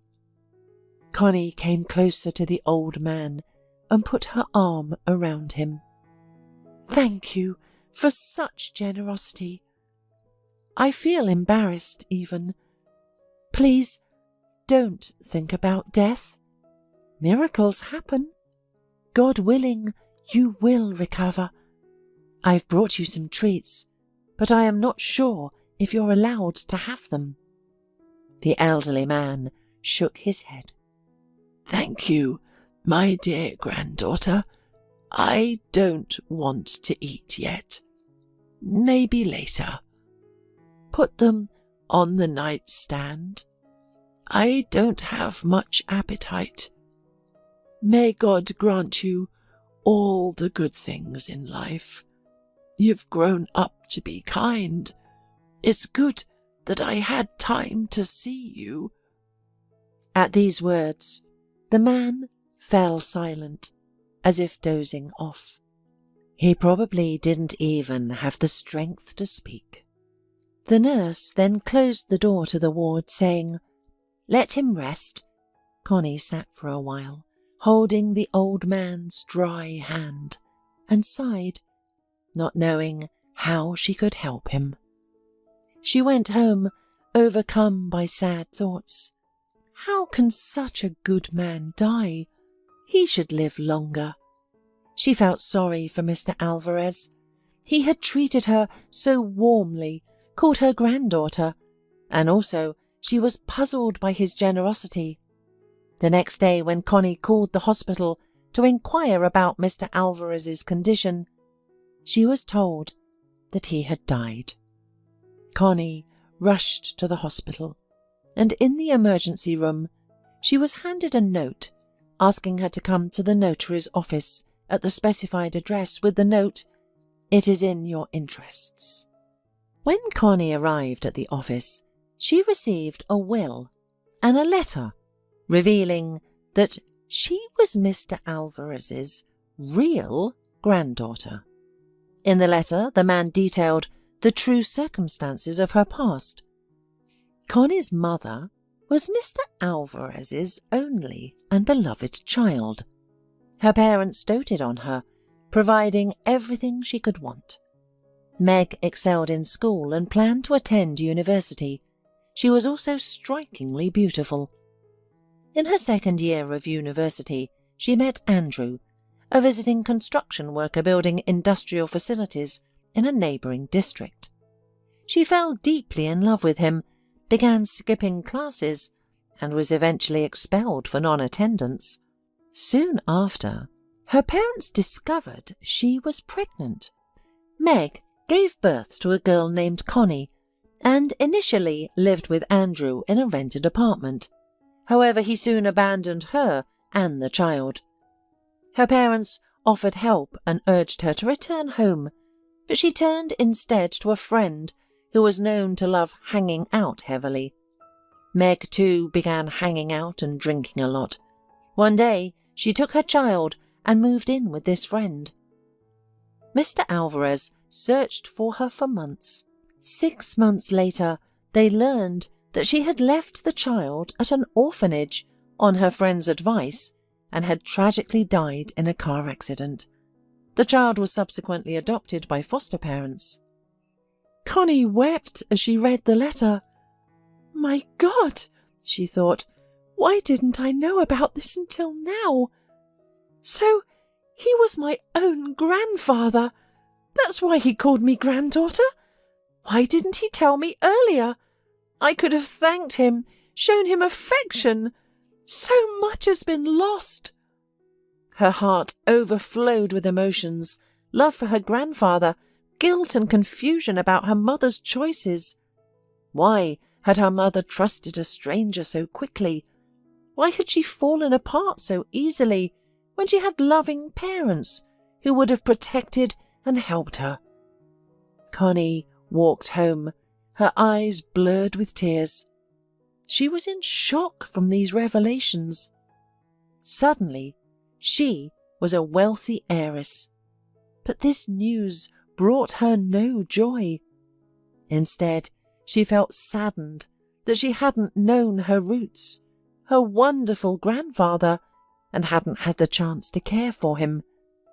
It seemed she had gained and lost a grandfather in the same moment. Nick walked beside her, silently holding her hand, seeing her distress. At home, he gave her water and a sedative before gently asking, "Share it with me if it makes you feel better. What was in the letter? You look devastated. I'm worried about you." Connie pulled herself together and told him everything. Nick sighed heavily and said, "I understand you like no one else. I know how much you wanted to know about yourself and your relatives, and just as you found your grandfather, you lost him. It's painful and difficult to process. Don't judge your mother. No one knows what drove her decisions. That's her burden to bear, and she's no longer with us. You must move forward. Let's give Mr. Alvarez a proper burial. He deserves it. He was a noble man and who, even without knowing you during his life, ensured your future before his death. May he rest in peace." He kissed Connie's forehead, and they stood, embracing, feeling the closeness of their thoughts and the kinship of their souls. Connie and Nick laid her grandfather to rest, and she entered into her inheritance, unaware of the trials that still lay ahead. After his wife left, Larry rejoiced in his newfound freedom. Now he could openly bring his mistress Rosie into his home. He bought an extravagant bouquet, champagne, and an expensive ring before meeting her. Rosie looked stunning as always, with her perfect figure, gorgeous dress and flowing hair. She accepted the bouquet graciously and asked playfully, "Hi, Larry, the bouquet is lovely. I appreciate it. What's the occasion? You seem to be in a great mood." Larry presented the ring box, opened it solemnly, and declared, "My love, I'm finally free. Connie left home for good and filed for divorce. She discovered everything about us, but I'm actually relieved. I'm exhausted from the separation and tired of hiding. Move in with me. Marry me." He expected Rosie to share his joy, but her face contorted with surprise, her eyebrow raised. She chuckled and said, "Are you serious? Or is this a stupid joke? Do you think I'm going to live with your mother? That's hilarious. Do I look crazy to you? No, thanks. Embarrassed, Larry hadn't considered that there might be such an issue. Connie had tolerated everything with little complaint. He tried again. Well then, how about I move in with you? Your comfortable 2-bedroom apartment would work too. We'll be together. That's my dream. Rosie frowned again. Listen, honey, did you ask if I wanted to get married before deciding everything for me? I'm young, beautiful, and I have my own place. I do what I want there. What do you expect me to do? Cook your meals? Wash your clothes? Adapt to your quirks? Why would I need all that?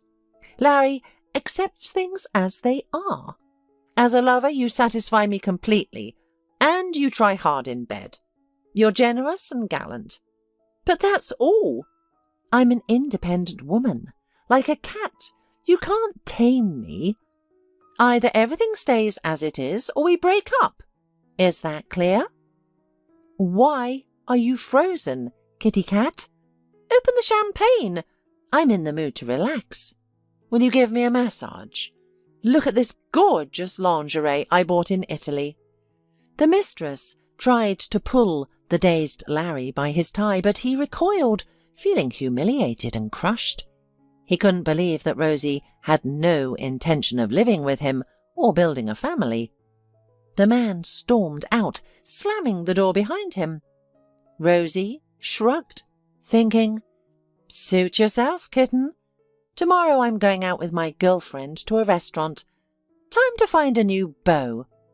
She uncorked the champagne, savouring the frothy drink as she draped her slender legs over the ottoman. Larry was just another conquest. Nothing more. Larry was furious, reprimanded his mother at home. I'm such an idiot. Why did I give Connie away? Now she's a rich heiress. Her grandfather appeared out of nowhere, left a will and died. How convenient. I didn't realise Rosie was such a snake. What do we do now, Mum? Mrs. Creedle, who loved her son more than life itself, tried to find a solution. Don't despair, she said. Connie's a fool in love. She'll forgive you. You'll see. Find her and convince her to reconcile. Tell her you love her, and that you're ready to accept that boy from the orphanage. It's what she wanted most. When she comes back, I'll handle her. We'll put the money to good use. Don't worry, you're right. Even though I wasn't always fond of Connie, she'll make a fine wife. You slipped up with that bouquet and bracelet, but you can go back to how things were before. Larry decided to act. He went to Connie's old house, only to find it empty. He then headed to the garages at the depot to speak with the mechanic he knew. You're too late, Larry, the man said. Connie still works here, but now some guy in glasses picks her up. They walk hand in hand. I've seen them several times. She seems happy, even kisses him on the cheek. Jealousy flared inside Larry. Connie wasn't pining for him at all. She had already found a replacement. He discovered when Connie's last shift ended and waited patiently behind the garage. He watched as she emerged from the depot, hugging a skinny man with glasses. As they strolled down the street, deep in conversation, Larry rushed in front of them, blocking their path. Well, hello, wifey, he spat. Is this how you miss me? Who's this guy? Tell him to get lost. I've had my fun. You've had your revenge. It's over now. Come home. I love you. We have a family. Can't you hear me? I left Rosie. I swear I'm not leaving our family again. Why aren't you saying anything? Answer me. Nick tensed, unsure what to expect from this volatile man, and anxiously awaited Connie's response. She hadn't divorced her husband yet, and technically Larry was right. But Nick had fallen so deeply in love with Connie that he couldn't imagine life without her. If she chose to return to her family, he'd have to let her go. Connie stood gazing at the man she once loved and realised there was no going back. She couldn't live with Larry anymore. It was that obvious. She also knew she didn't want to part with Nick. Even if their relationship was still new, even if he wasn't rich or conventionally handsome, he was kind, steady, and would never betray her. Resolutely, she replied, "Stop this charade, Larry. I know why you suddenly came looking for me. You learned about my grandfather's inheritance, didn't you? And suddenly your love awakened, right? I don't believe you anymore, and I don't love you. I'm sorry. Please leave. We'll divorce soon, and I hope our paths won't cross again." Larry, furious, lunged at Nick with raised fists. "What do you see in him? He's a scrawny, four-eyed freak. I'll break every bone in his body." But Nick deftly neutralised his component with one precise move, twisting Larry's arm behind his back. As Larry howled in pain, Nick calmly said, "You were told to leave. Do you understand now? I love Connie, and I won't let her go." Larry had no choice but to retreat, cursing both Connie and Nick. Choking with anger and jealousy, he realised he'd been a fool again. His plan had failed. His wife was with another man. Rosie was gone, and he was alone. Nobody wanted him. This turn of events caught Larry off guard. After divorcing her husband and officially inheriting a substantial sum, Connie decided to help Nick realise his dream of renovating the orphanage. He was overjoyed at the news. They hired a team, did much of the work themselves, with help from the staff, and transformed the building. They replaced the roof, updated the plumbing, and painted the walls. They also installed exercise equipment and a playground in the courtyard to channel the children's boundless energy. These shared efforts brought Connie and Nick closer. They became a couple. Nick then proposed to Connie. "Let's adopt Eric. There's nothing stopping us now." Connie was surprised by his use of "we," but Nick anticipated her question and added, "We'll raise him together." After a brief pause, he continued, "Connie, why don't you marry me? I may not be rich, but I love you sincerely. We share common interests, and we both love Eric." That evening, he presented Connie with a ring and a huge bouquet of roses. She was overjoyed. Soon, Connie's greatest dream came true. They left the orphanage, holding their son Eric's hands. They had succeeded. They were parents now. The little boy walked proudly beside them, silent but beaming. His heart fluttered with joy, for now he had a mum and dad.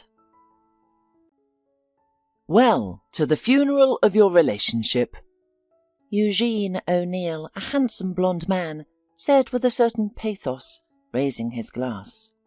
His friend Ryan Adams, a handsome brunette with the face of a Greek god, turned his glass in his hands as if warming it with his palms, then followed his friend's example. The man's look was gloomy. There were reasons, though.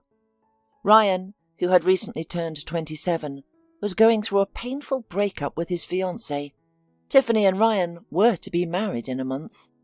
By now, the country house Ryan had recently acquired and renovated for his future family life should have been hosting a bachelor party.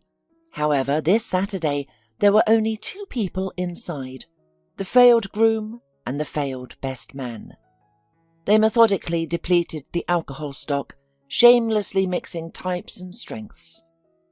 Ryan had caught Tiffany cheating with a little-known director of some second-rate movie. Tiffany dreamed of becoming an actress and often ran to auditions. Ryan wasn't against it. Why interfere with his beloved's dream?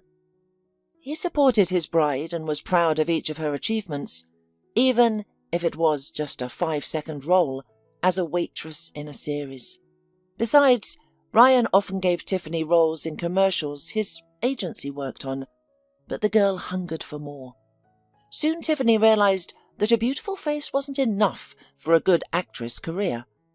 However, instead of signing up for acting courses to strengthen her skills, she chose what she saw as the easiest path, securing a good role through the bed. Ryan knew nothing of this. He, the naive groom, in a fit of romance, came to his bride's set. He decided to support her on her first day of work, bringing her favourite peony roses. However, when the shooting ended, Tiffany was nowhere to be found. He discovered the bride in the dressing room on the couch. Above her puffed the director. On top of his head, his hair was already falling out. The perfectly round bald spot, surrounded by dark hair, resembled a lake in a forest. The sight of that bald spot would haunt Ryan's eyes for a long time to come. Ryan didn't fight, although his fists itched.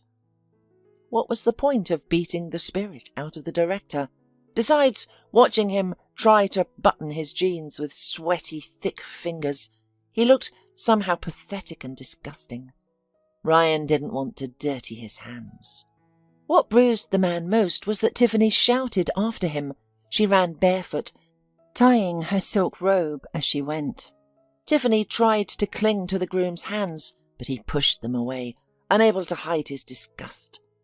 The bride reeked of someone else's cologne and sweat. At first, Tiffany mumbled apologies, tried to smear tears and snot on her face, swore her love, but then suddenly changed tactics and declared, "This is show business, Ryan, don't be a child. That's what everybody does. It means nothing for me. I love you. Why are you making a scene?" Ryan then abruptly turned around and looked at his now ex-fiancée. He wanted to say many things, but his tongue seemed to swell and stick to his palate. His throat felt sore, his mouth nasty and sour. So, that's what betrayal tastes like, Ryan thought. Ryan stood looking down at his bride. He observed her dishevelled hair, the smeared red lipstick on her swollen lips, left after filming, the crumpled mascara. Tiffany was damn beautiful even at this moment, but Ryan no longer saw in her anything that used to warm his heart. Now he felt an emptiness inside. He stood and listened to her emotions, marvelling at them. People who hadn't yet finished their workday looked at the young actress and her fiancé with interest. They pretended to be busy working, trying to get closer to the couple. Everyone was eager for new gossip to discuss tomorrow over their morning coffee, especially since Ryan, the owner of a successful advertising company working with renowned brands, had also appeared on the pages of magazines. He was the very example of a man who rose from rags to riches. The boy, brought up by his grandmother alone, had no connections or money, but very early on realized that advertising was not only the engine of progress, but also a way to earn money. Dark-haired and swarthy, handsome as if from a glossy magazine cover, with a silver tongue and a Hollywood smile, he playfully managed to make his way into the right circles. Step by step he found more and more clients and made a name for himself. However, Ryan never took all the laurels for himself. He founded the company with his best friend Eugene. They met while studying at the college, and their acquaintance was quite extravagant. Eugene and Ryan attended a soccer match, which ended with them participating in a fight against fans of the opposing club, standing back to back. At that moment, they didn't even know each other, yet they were already covering each other's backs. Later, they found themselves in the same police van, then spent the night in a holding cell. In the morning, when the officers returned their personal belongings with a warning finger wag and a "don't cause any more trouble," the newfound buddies went to Ryan's house. His grandmother reprimanded them both, but then fed them a hearty breakfast, From that moment on, they became best friends. Eugene studied journalism and was involved in design. Ryan studied marketing and was already planning to start an advertising agency. The guys had empty pockets, but plenty of ideas and enthusiasm. They decided to join forces and found their own advertising studio. Eugene's skills and creative worldview became the missing piece for Ryan's ideas. Years later, they were, if not at the pinnacle of success, then at least close to it. Gone were the days of sharing a single serving of instant noodles or taking turns wearing one decent suit. Travel, cars, apartments, and houses, everything became available to them, and to those who had always stood by them.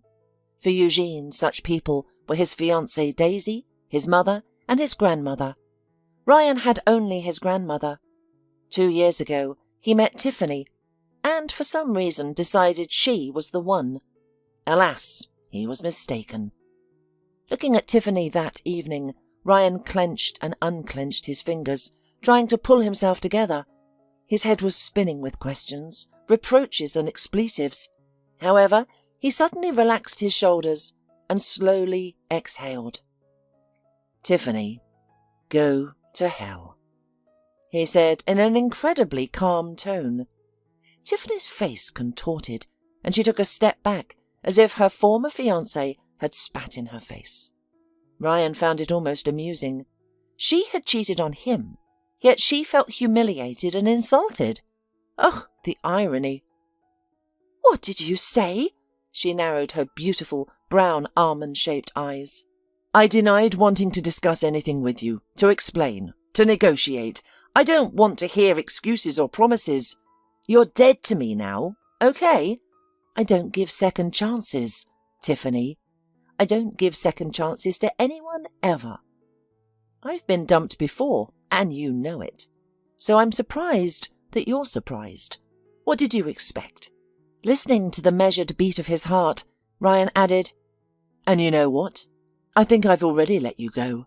I don't care. I don't care about people like you." Tiffany's face twisted in such a way that she no longer seemed beautiful to Ryan. She started spewing curses, but he couldn't hear her.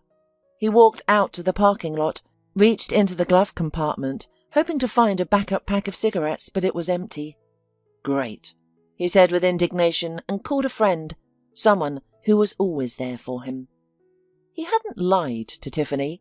Ryan didn't forgive cheating. As psychologists would say, it all started in childhood. Once, Ryan caught his mother, Lydia, with another man. Naively, he told his father, who, of course, decided that being cuckolded didn't suit him. It's uncomfortable to wear horns. He left his wife and child. Ryan's mother, left without a husband and means of subsistence, began working as a sales clerk and taking out her resentment and anger on her chatty son. She soon began to drink and raise her hand against Ryan. Thankfully, there was his grandmother.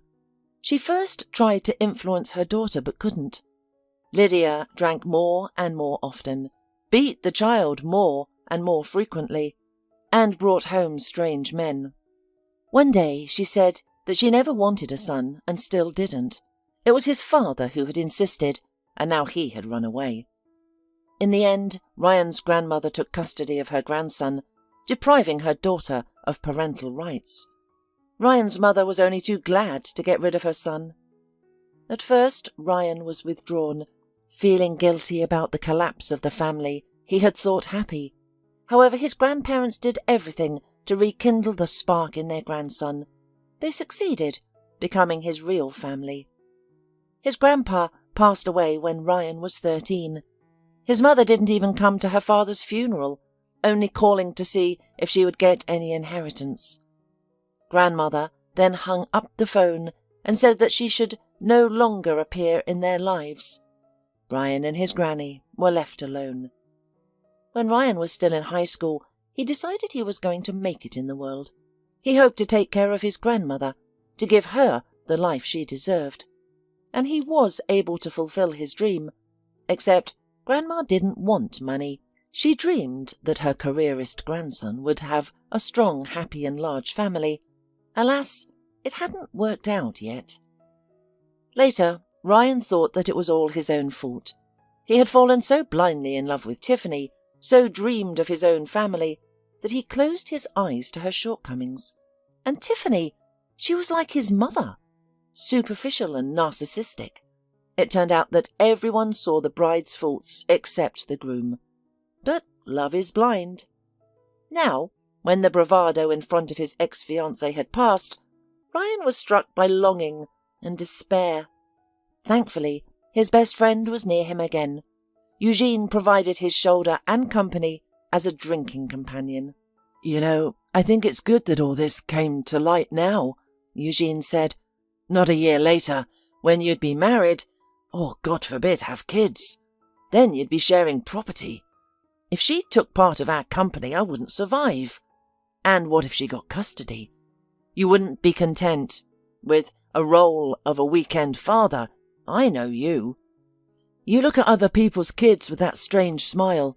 You wouldn't be able to stay away from your own." "Tiffany didn't want kids," Ryan said wistfully. "She was afraid for her figure, her career, and generally disliked children. I accepted it, hoping she'd change her mind after marriage." "Why am I not surprised that she doesn't like children?" Eugene rolled his eyes. "I'm sorry, but I'm glad it didn't work out. Tiffany's a calculating woman, all glitter and no substance. You're the only one who didn't see it." Ryan sighed. His friend continued dissecting his ex, discussing company affairs, and opening another bottle. The conversation grew stranger. Speech became more slurred. Ryan especially was getting drunk faster, likely due to his emotional distress. "Do you know what Daisy told me?" Eugene suddenly declared. Daisy was Eugene's fiancée. They were to marry in autumn, October. Daisy loved fall more than any other season. Their strong bond was enviable. Eugene and Daisy had known each other since school, like characters from a typical romance novel. Eugene was the troublemaker at the back of the class, while Daisy was the obedient top student in the front row, shouldering the responsibility of class president. Eugene once confessed to his friend that he had loved Daisy since first grade, when he first saw her at the school assembly. Back then, Eugene wasn't the talkative troublemaker who made teachers count the days to their retirement. Before school, Eugene didn't attend kindergarten because his mother worked. At home, his grandmother, prone to overprotectiveness, looked after him. She forbade her grandson from playing with most neighborhood children, fearing bad influences. Consequently, Eugene's friends were limited to a couple of grandmother-approved kids, and his grandmother herself. This narrow social circle affected the boy. He knew how to cross himself properly and bake Easter cakes, but he struggled to make friends or communicate with others. On his first day at school, Eugene, uncomfortable in his new jacket, nearly cried, overwhelmed by the crowd of children. His mother, oblivious to his distress, left him with his future classmates to chat with the teacher and other parents. Eugene froze in panic. Besides embarrassment and fear, the boy had a severe allergy to flower pollen. He carefully avoided every bouquet in children's hands, like a vampire dodging garlic and holy water. The other children immediately pegged him as strange. Many already knew each other, so they ignored Eugene, pushing him aside. Then suddenly, "Hi, I'm Daisy Gardner. Let's be friends," chirped a businesslike voice beside him. Eugene turned, and that was it. He was smitten. Daisy, like the other girls, wore a dark skirt and white blouse, with bows in her blonde braids, bigger than her head. Daisy's eyes were blue and incredibly large, like a cartoon character's. Her smile was open and wide. Eugene noticed she was missing a tooth in the same spot as his own gap. Daisy extended her hand and didn't lower it until Eugene shook it. Her palm was warm, small and soft. "I'm Eugene. I can spit through the hole in my mouth," he said, pointing to the gap where his lateral incisor should have been. When the children paired up, Daisy took Eugene's hand again. He no longer felt intimidated or alone. Daisy and Eugene's friendship blossomed. Of course, Their paths sometimes diverged. Daisy gravitated towards girls, order, and studying. Eugene, influenced by TV shows, formed his own gang.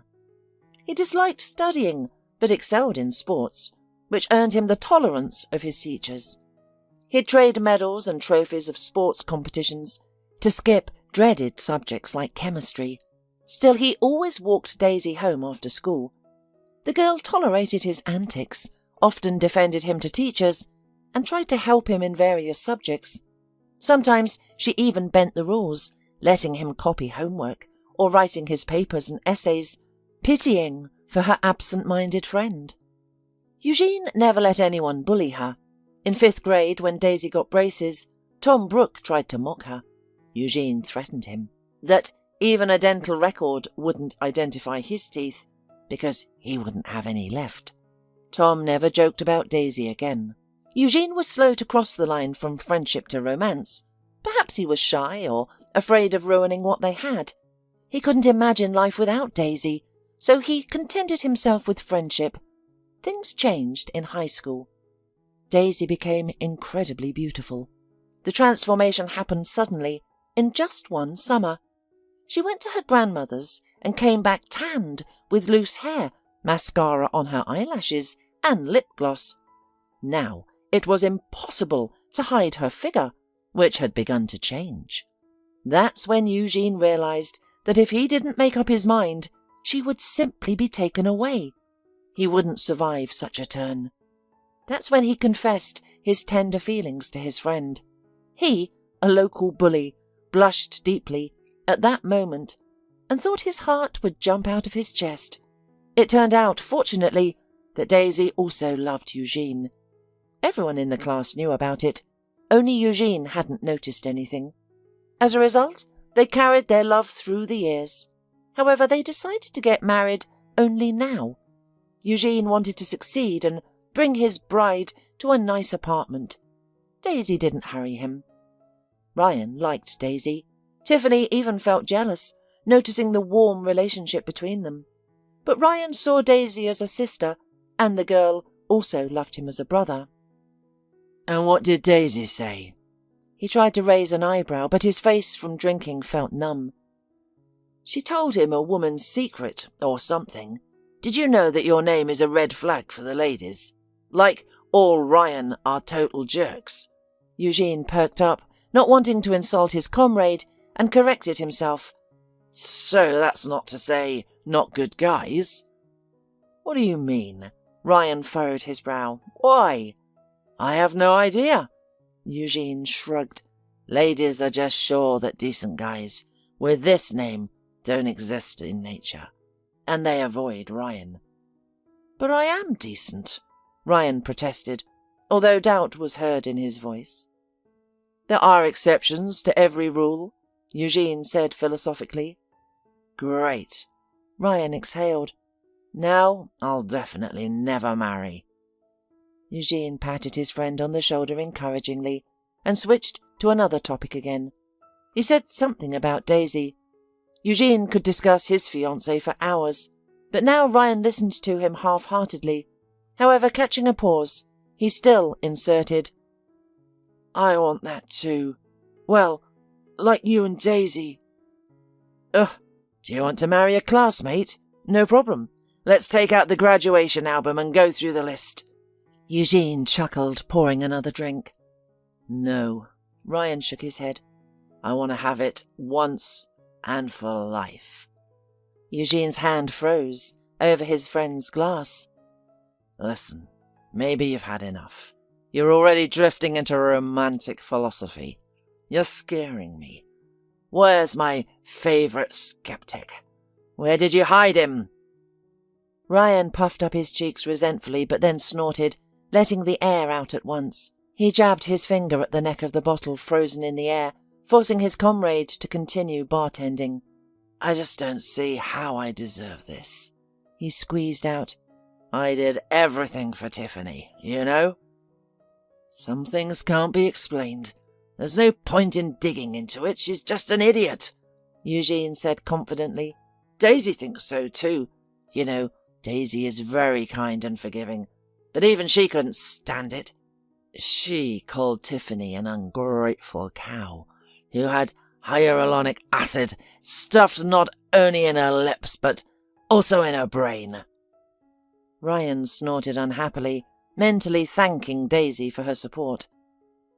I don't know what to do now. The wedding invitations are sent out, the restaurant is reserved, vacation is planned, and my grandmother, she didn't really like Tiffany, but she keeps saying she doesn't have much time left. Last time I visited her, she took my hand and said she wouldn't die until she danced at my wedding. She was always talking about the wedding, you know. It's like all she lives for. It inspires her, and now, what am I going to tell her? She'll be heartbroken. Get married, Eugene advised, shrugging his shoulders and rolling up a slice of prosciutto for himself. Don't upset Grandma, and after all, the restaurant deposit is non-refundable. To whom, I wonder? Ryan muttered unhappily, glancing around the table, searching for a pack of cigarettes. And there are few people around you. Look closely. Right now, there's only you in front of my eyes. Eugene choked on a piece of Italian ham. No. Our relationship must remain a secret, my dear, he said with laughter. And besides, it won't be approved by the church, the laws of our state, or my fiancé. Ryan finally found the cigarette packet, but it was empty. He hadn't noticed how he'd smoked them all during the evening. At the same time, the face of his beloved grandmother reappeared before Ryan's eyes. She would look at him with judgment. Granny didn't approve of tobacco, although she respected homemade liquor and brandy. The thing is, Ryan's grandfather had smoked like a locomotive. It's not known whether this was the cause of his illness, but he went to the grave because of lung cancer. Ryan didn't smoke at his grandmother's, and in ordinary life rarely turned to this habit. However, in moments of discord, he allowed himself to buy a pack or two. You know what? He suddenly declared. I'm getting married, just like I planned. I'll marry the first woman I meet. Wow. Wanna bet? It came out of Eugene's mouth before he could bite his tongue. Eugene and Ryan bet all the time, and on every occasion. They made bets several times a month, sometimes on insignificant matters and sometimes on something serious. Such a game was familiar to them, and a few people knew that this game appeared for a reason. Once, long ago in college, Eugene became addicted to gambling and betting. The matter smelled like trouble when the guys began to borrow money. Then Ryan personally began to control his friend and offered him an alternative. Small bets of money, but only with him. Eugene managed to escape the mire that was pulling him down, but they hadn't shaken the habit. Just a warning. This is a serious bet. You won't get off with dinner at a restaurant. Want to wager your new car?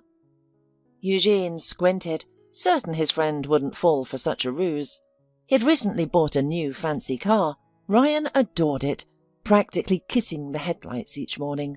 However, Eugene underestimated his friend's level of intoxication, or his gambling spirit. I'm in, Ryan hummed, extending his hand. I'll marry the first woman I see. Eugene took it gleefully, anticipating easy money. Come morning. You'll regret this. How do you know? Maybe I'll call Daisy, invite her over, then propose. Ryan snorted into his glass as his friend flashed him the middle finger. Jerk, Eugene chuckled wickedly. Damn! I wonder what she'll be like, your fiancée. I won't leave your side. I'll spot her first to make sure you don't cheat. Ryan was about to retort when a sudden banging on the door silenced him. The friends exchanged glances, their faces a mix of excitement and superstitious fear. You said we're surrounded by forest, Eugene clarified. Ryan nodded, adding, There are cottages, but they're far away, on the other side of the forest belt. He listened, hoping they'd imagined it, but another knock came, followed by a woman's voice, ragged and nervous. "Hello? I saw lights in the windows. Please help me. I'm lost in the forest." Ryan and Eugene shared another look. Ryan involuntarily recalled the fairy tales his mother used to tell. The woman, having spent most of her life in the village, spoke of mermaids who lured people into the forest to tickle them to death, and of witches who posed as distressed travellers. Ryan's tipsy mood eagerly conjured possible outcomes, yet he staggered to his feet and strode toward the door. "Whoa! Are you sure we should open it? I've seen horror movies that started just like this." Eugene, shadowing him, stroked the flames of doubt. Ryan waved him off and opened the door. No supernatural creature stood on the threshold, only a female vagrant. Why a vagrant? Because the girl was barefoot, filthy, her hair dishevelled with leaves and twigs tangled in it. Eugene whistled, eyeing the guest who trembled like an aspen leaf in the wind. "Don't invite her in. If she's a vampire, she won't be able to enter," he whispered in his friend's ear, suppressing a laugh. Ryan looked up at him reproachfully, signalling not to mock others' misfortune. He stepped aside, making way for the stranger. She hesitated, glancing between the two men. "She's afraid," Ryan realized, growing more concerned for the stranger. He didn't know what had happened to her, but the way she glanced over her shoulder, as if choosing between the gloomy forest and the house with two men, made him compose himself. "Come in," he invited gently, feeling himself sobering. "We won't hurt you, honestly." She still hesitated, and Ryan turned to his friend. "Can you call Daisy? Ask her to come." Then he looked back at the girl. "Daisy is his fiancée. I think you'll be more comfortable with her here." Hearing his words, the woman looked embarrassed. She realized Ryan had read her thoughts and doubts about them. Nevertheless, she took a step into the house, shivering as the door closed softly behind her. "I'm not going to lock it." Ryan raised his hands reassuringly. Eugene, already dialing Daisy's number, snorted. "Maybe she shouldn't be afraid of us, but we of her." He narrowed his eyes. The girl looked at him in surprise, and he faltered under her gaze.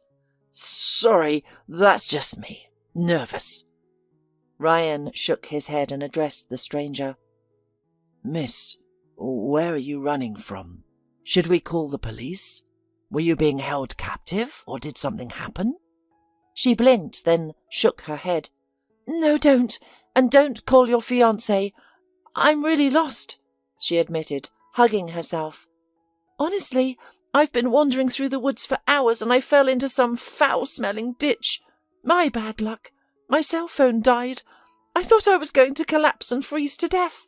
And then I saw a light." "At the end of the tunnel," Eugene quipped. Ryan shot him a reproachful look again, but their guest wasn't fazed. "No, a light among the branches. It turned out to be the windows of your house. I ran so fast that I tripped on a root and I think I hurt my leg. I was afraid I was hallucinating this house, like a mirage in the desert." She took a deep breath, sighing. "You can tell us everything later. Let me show you to the bathroom and give you some clean clothes. Eugene will make tea." Ryan fussed, unable to bear the girl's chattering teeth any longer. "Shall I give you my phone, so you can call someone?" The girl bit her lip for a moment, then shook her head. "No, I guess not. I don't have anyone to call," she said, sounding forlorn. "Mum's in the hospital taking care of Dad. I don't want to worry them. Can I just call a cab and leave?"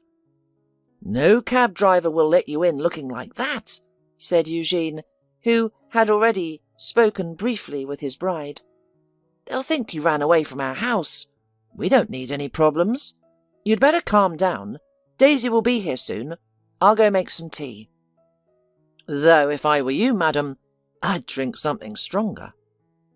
Angela Beckett, the name of the midnight visitor, was indeed tired, frightened, and chilled to the bone. She had taken off her shoes, finding it difficult to walk in heels through the forest. She'd carried them for a while, but lost them in a ditch, miraculously keeping hold of her bag. She lacked the strength to argue. A strange feeling settled in her chest. Trust in these men. Yes, they were huge compared to her, especially the brunette. Yes, they were clearly drunk. However, Angela hoped they were better than the one she had fled from. Deciding to trust the strangers, she allowed herself to be led to the bathroom, ensuring she could lock the door from inside. The hot water brought her to her senses, and the clean, albeit male clothes felt good against her skin. Angela tensed when she heard the men whispering. She relaxed upon realizing that they were simply joking. Or rather, the blonde was teasing the brunette, who seemed to be the homeowner. "Can you believe it? You're getting married soon," giggled the blonde, whom Angela heard being called Eugene. "I can't believe it. How quickly fate knocked on your door. Are we in a soap opera? Is this destiny? God, I'm so excited. Feel my hand. I've got goosebumps." "Leave me alone, you fool," the brunette said, preparing tea for his guest. "I'll leave you alone, don't worry," promised the blonde, grinning wider. "But first, give me the key to your new car. After all, you're not going to marry her." Angela decided to stop hiding, and with a cough entered the kitchen. The conversation halted. Eugene, taking in her appearance, tilted his head bird-like. "Listen, you're gorgeous when you don't look like a swamp creature." The landlord elbowed his friend, causing him to yelp and fall silent. He too looked at Angela, but with a different gaze. The man seemed to be searching for injuries, bruises or scrapes on her. "Are you all right? How's your leg? Are you sure you don't need medical attention? Police?" He handed her a cup. "I made it minty and added honey. My grandmother used to give it to me before bedtime." Angela nodded gratefully. She hesitated to drink in a strange house, but took a small sip out of respect. The drink was flavorful and sweet. "No, it's fine." The brunette nodded. "Anything else you need?" Angela's answer left both the men stunned. "Uh-huh. The number of a hitman who can put a bullet in my ex's temple, preferably without witnesses. Although, let my best friend who slept with him see the whole thing." Angela's voice sounded calm, but after her frank tirade, the kitchen fell silent. Angela blinked as if coming to her senses and yelped. She hadn't realized how she'd blurted out the caustic thoughts running through her head. Sometimes she believed strangers might be the best psychologists. You'd meet them once and part ways forever, never to be seen again, which meant you could be frank with them. But to dump her problems on others so harshly, that was something she'd never done before. It must have been the day's stress. "I'm sorry," she blushed. "I didn't mean to. You see, I'm getting married in a week, and today I caught the groom and my best friend together." "Listen, give me the tea and I'll pour you some whiskey." Eugene broke the silence, then tapped his friend on the shoulder. "You two found each other, eh? Two similar cheated souls?" Angela didn't understand Eugene's meaning, but she caught the attentive gaze of the second young man's blue eyes. She didn't refuse the drink, though she didn't drink much. Soon Daisy arrived, before whom Eugene melted, and Angela retold her sad story. Angela was 24 years old. She had been working for almost 3 years as a designer in a small publishing house. On top of that, the girl was exhausted, taking part-time jobs to shoulder everything, not just utilities and groceries, but also her fiancé's education. George, the so-called hero of this tale, was pursuing a second degree. He dreamed of becoming a lawyer. However, his dream was costly. Unable to work during his studies, he often borrowed money from his fiancée, never repaying it. Yet Angela loved her groom and naively believed her investment would pay off. Soon George would become a famous lawyer, maybe even open his own law office. Then they'd leave their rented place, buy an apartment, live happily. But as time passed, the situation only worsened. The last time Angela came home, she went to the underwear drawer for her stash. Her father had fallen ill and been taken to the hospital. She wanted to help her parents financially. However, instead of the set-aside bills, she found only an empty envelope. Angela immediately called her fiancé. George told her he had had some problems, taken the money, but forgotten to mention it. Angela was upset, but believed him again. In Angela's defence, George knew how to speak eloquently, surround her with care and attention, and, as the saying goes, pull the wool over her eyes. Later, reflecting on what happened, Angela began to realise she had waited for the wedding with George, partly because she was afraid to admit a terrible truth to herself. She had wasted years on their relationship. She feared acknowledging the pointlessness of it all, as if she were a marathon runner who had sprinted under the scorching sun, only to receive a punch to the gut instead of the coveted finish line and prize. However, the final straw in their relationship wasn't the theft of money. No, Angela, raised by good, decent people, valued sincerity and love far more than money. Angela had a best friend, Hannah. Hannah hated George, and he reciprocated. When Hannah visited, George defiantly shut himself in the bedroom. Angela worried, trying to reconcile them, depressed by the animosity between people close to her. Only now did Angela realise what a fool she had been. She had fallen for this charade, unable to imagine that people so dear to her could carry on an affair behind her back, metaphorically stabbing her in the back. The truth emerged by chance.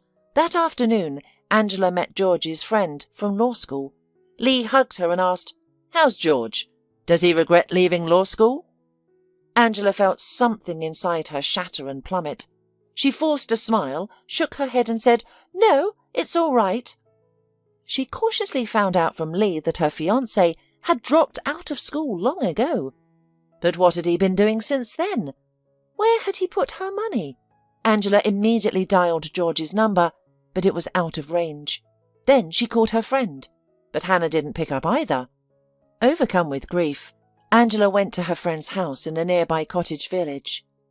Hannah opened the door with a wide smile, thinking it was the sushi courier.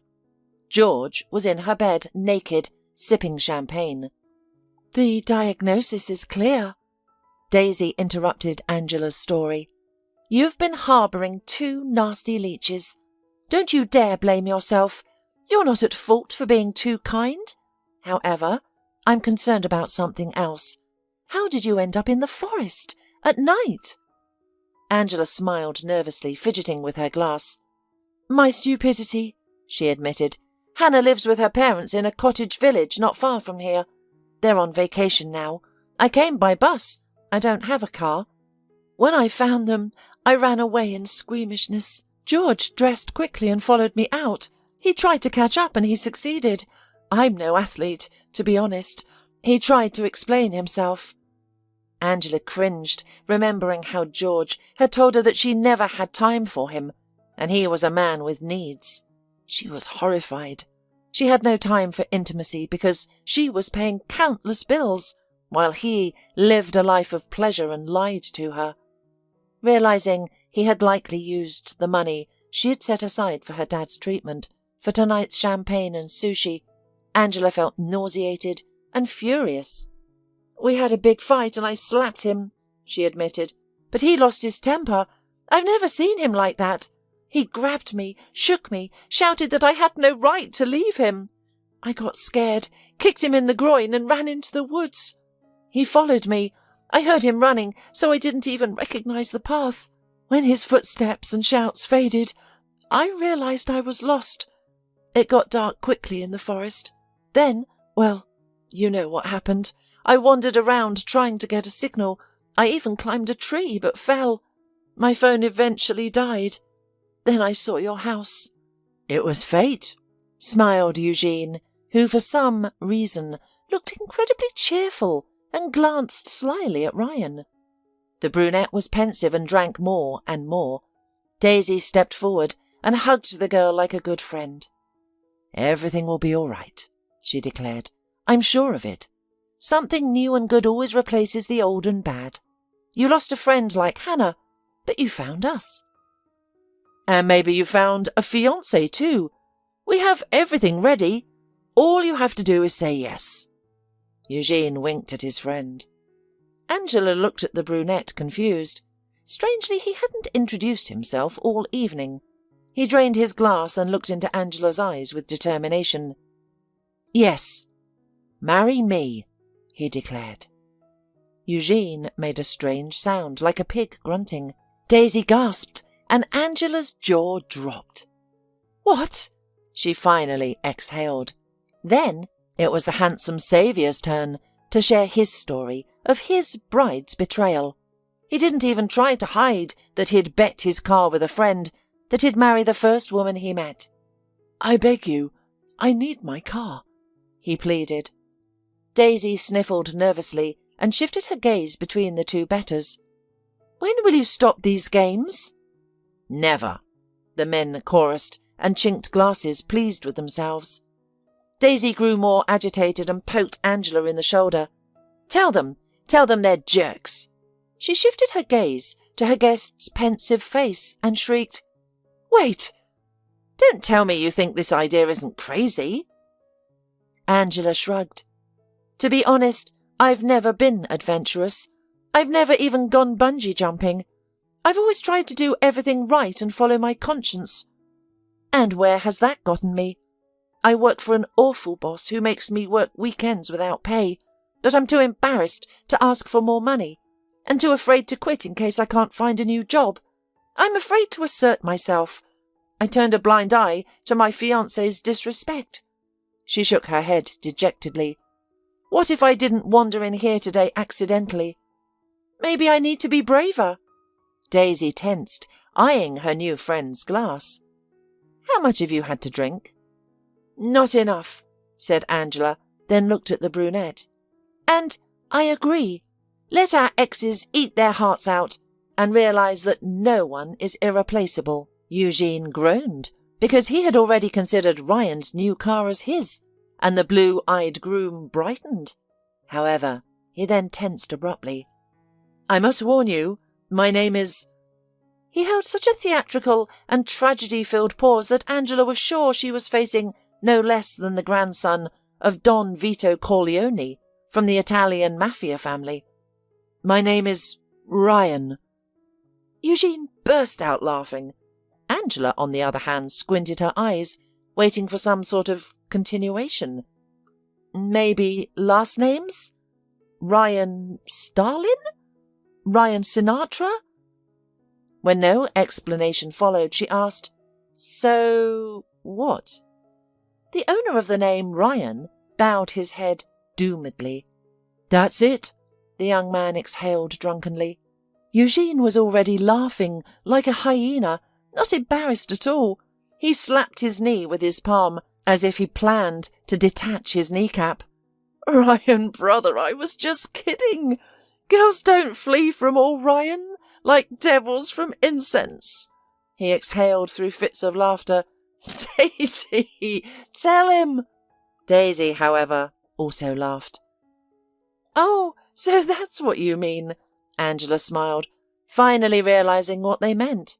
"I like the name Ryan. Sounds like the name of a hero from a fairy tale." Ryan looked at Angela with respect and gratitude. He had never considered his name from this perspective. The noisy company had fun for a long time. Daisy and Eugene constantly called their friends bride and groom, even asked the supposed groom to kiss his bride. But Angela and Ryan didn't give in. Jokes flowed like a river, as did the booze. Angela laughed and tried to remember the last time she felt so good. She no longer considered this company as strangers. On the contrary, there was a pleasant feeling in her soul, as if she had known these people all her life. Angela told them about her childhood, how they lived. She also told them about her father and which hospital he was in. She was amazed by the love between Daisy and Eugene, and also, every now and then, caught a glance from her fiancé. Ryan was handsome, but that wasn't what attracted her. How much that feeling meant to her. In the morning, however, when the house woke up, Angela was gone. She had gotten scared and run away, much to the disappointment of her new friends. She had only left a thank you note, with no phone number or address. Well, there you go. It looks like the car will be mine after all. However, it's a pity that Cinderella left and didn't even leave her slipper, Eugene remarked, who noticed how Ryan gloomed. Daisy took her friend's shoulder and shoved a mug of coffee into his hands.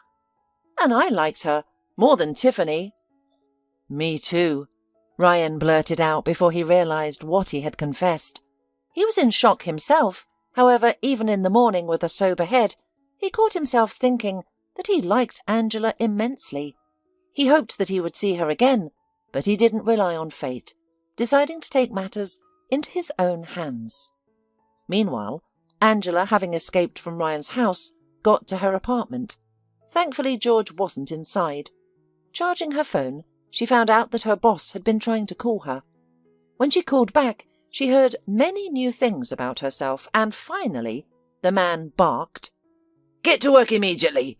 I needed you yesterday, but you weren't there." "Today is Sunday," she muttered. "I don't care. Start working, or you can forget about your position." "You know what? That's precisely what I'm going to do. I'll forget about your shoddy office like a terrible dream." Angela snapped and hung up the phone. Her heart was beating frantically, but inside flashed joy. She had stood up for herself and quit, and she would find another job. That same day, Angela sat down at her laptop and sent her resume everywhere, even to places she had never dreamed of applying. She was overflowing with a strange determination, and even a certain excitement appeared. This had never happened to her before. George came in the evening. He even bothered to bring with him a hastily picked bunch of flowers, likely ruining someone else's flower bed. However, by this time, Angela had already agreed with the apartment owner that she would move out. She packed her things and moved in with her parents. George started calling Angela and came to her parents' house. He pestered his former fiancée for a long time, begging her to forgive him, but she was adamant. Hannah also got in touch, calling her friend. After listening to her strange excuses, Angela said, "For the sake of our old friendship, I'll tell you this, Hannah. If a man cheated once, and in such a mean and low way, he'll do it again. Thank you for opening my eyes to what a vile man George is. Thank you for not letting me tie my fate to him. Thank you for saving me from that pit. And for dropping your mask too. Thank you," Angela said, and then bid farewell to Hannah forever.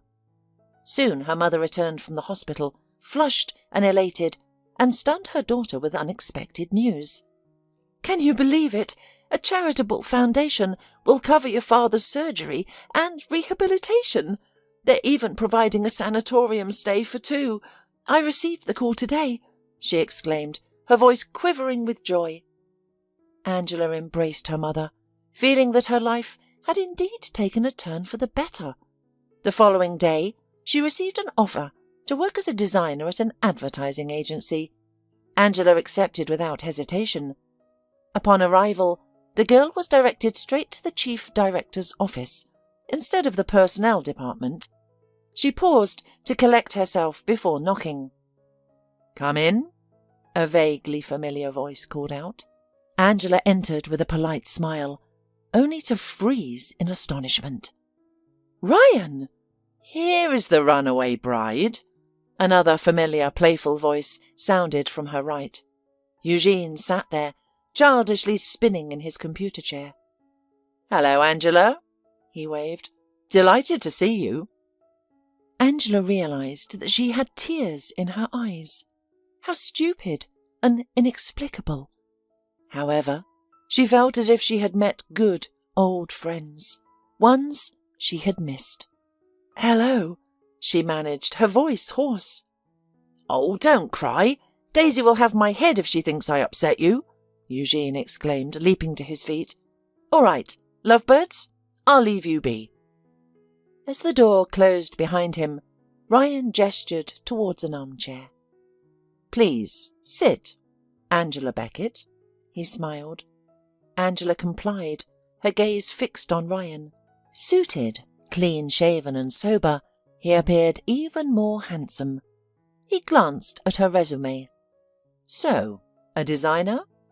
Angela nodded. "Yes, I mentioned it before."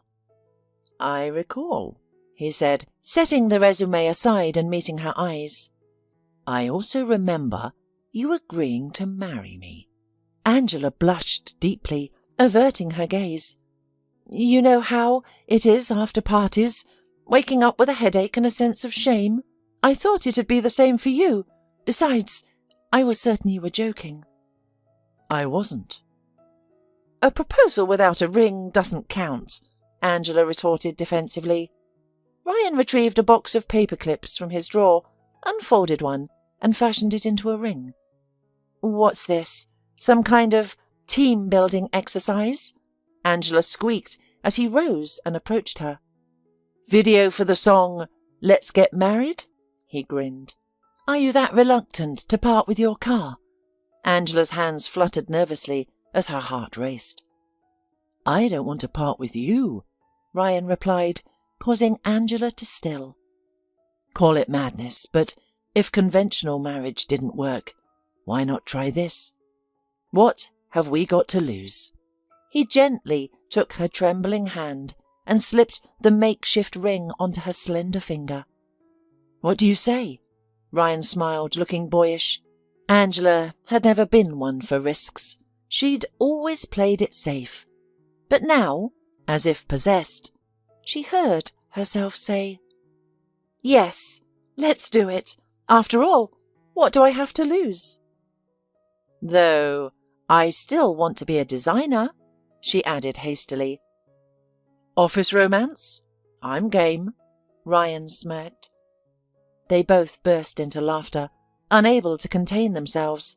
They knew this whole scenario was absurd, a farce of the highest order. But they were enjoying the game. Neither wanted it to end. Little did they know that they would indeed marry, not out of spite towards their exes, or because of a silly bet, but because they would fall deeply in love. Each day, Angela and Ryan would uncover new facets of each other's personalities, falling even more in love. A month into her new job, Angela stumbled upon documents from her father's hospital in Ryan's office. Intrigued, she perused the contract and discovered the identity of the mysterious benefactor who had saved her father's life. It turned out that even in his inebriated state, Ryan had retained every word she'd said. Noticing Angela's concern for her parents, he had tracked down a patient with such a rare name and diagnosis, deciding to help. He had kept his involvement with the Beckett family a secret, which only made Angela more enamoured. At that moment, she understood what it meant to have someone who truly cared for her. They married in August. The grandmother danced with youthful vigour, as promised. She winked at her grandson and his young bride, saying, "Now, I'll live to embrace my great-grandchildren, but you two don't dawdle. I'm not getting any younger." Eugene harboured no resentment about the car. He was too happy for his friend. Daisy and Angela became inseparable. Before long, both couples welcomed children almost simultaneously. The Adamses had a boy, the O'Neills a girl. The children became friends from infancy. Ryan and Eugene now joked about potentially becoming in-laws someday. Angela and Eugene never sought information about those who had betrayed them. They were too preoccupied with their joyful present and promising future to dwell on the past. Yet, when life presented challenges, they couldn't help but remember that these very obstacles often lead to something meaningful. Angela knew with certainty that sometimes one must traverse a dark forest barefoot to find true happiness. The key is to spot the light in someone else's window and, perhaps, embrace the adventure.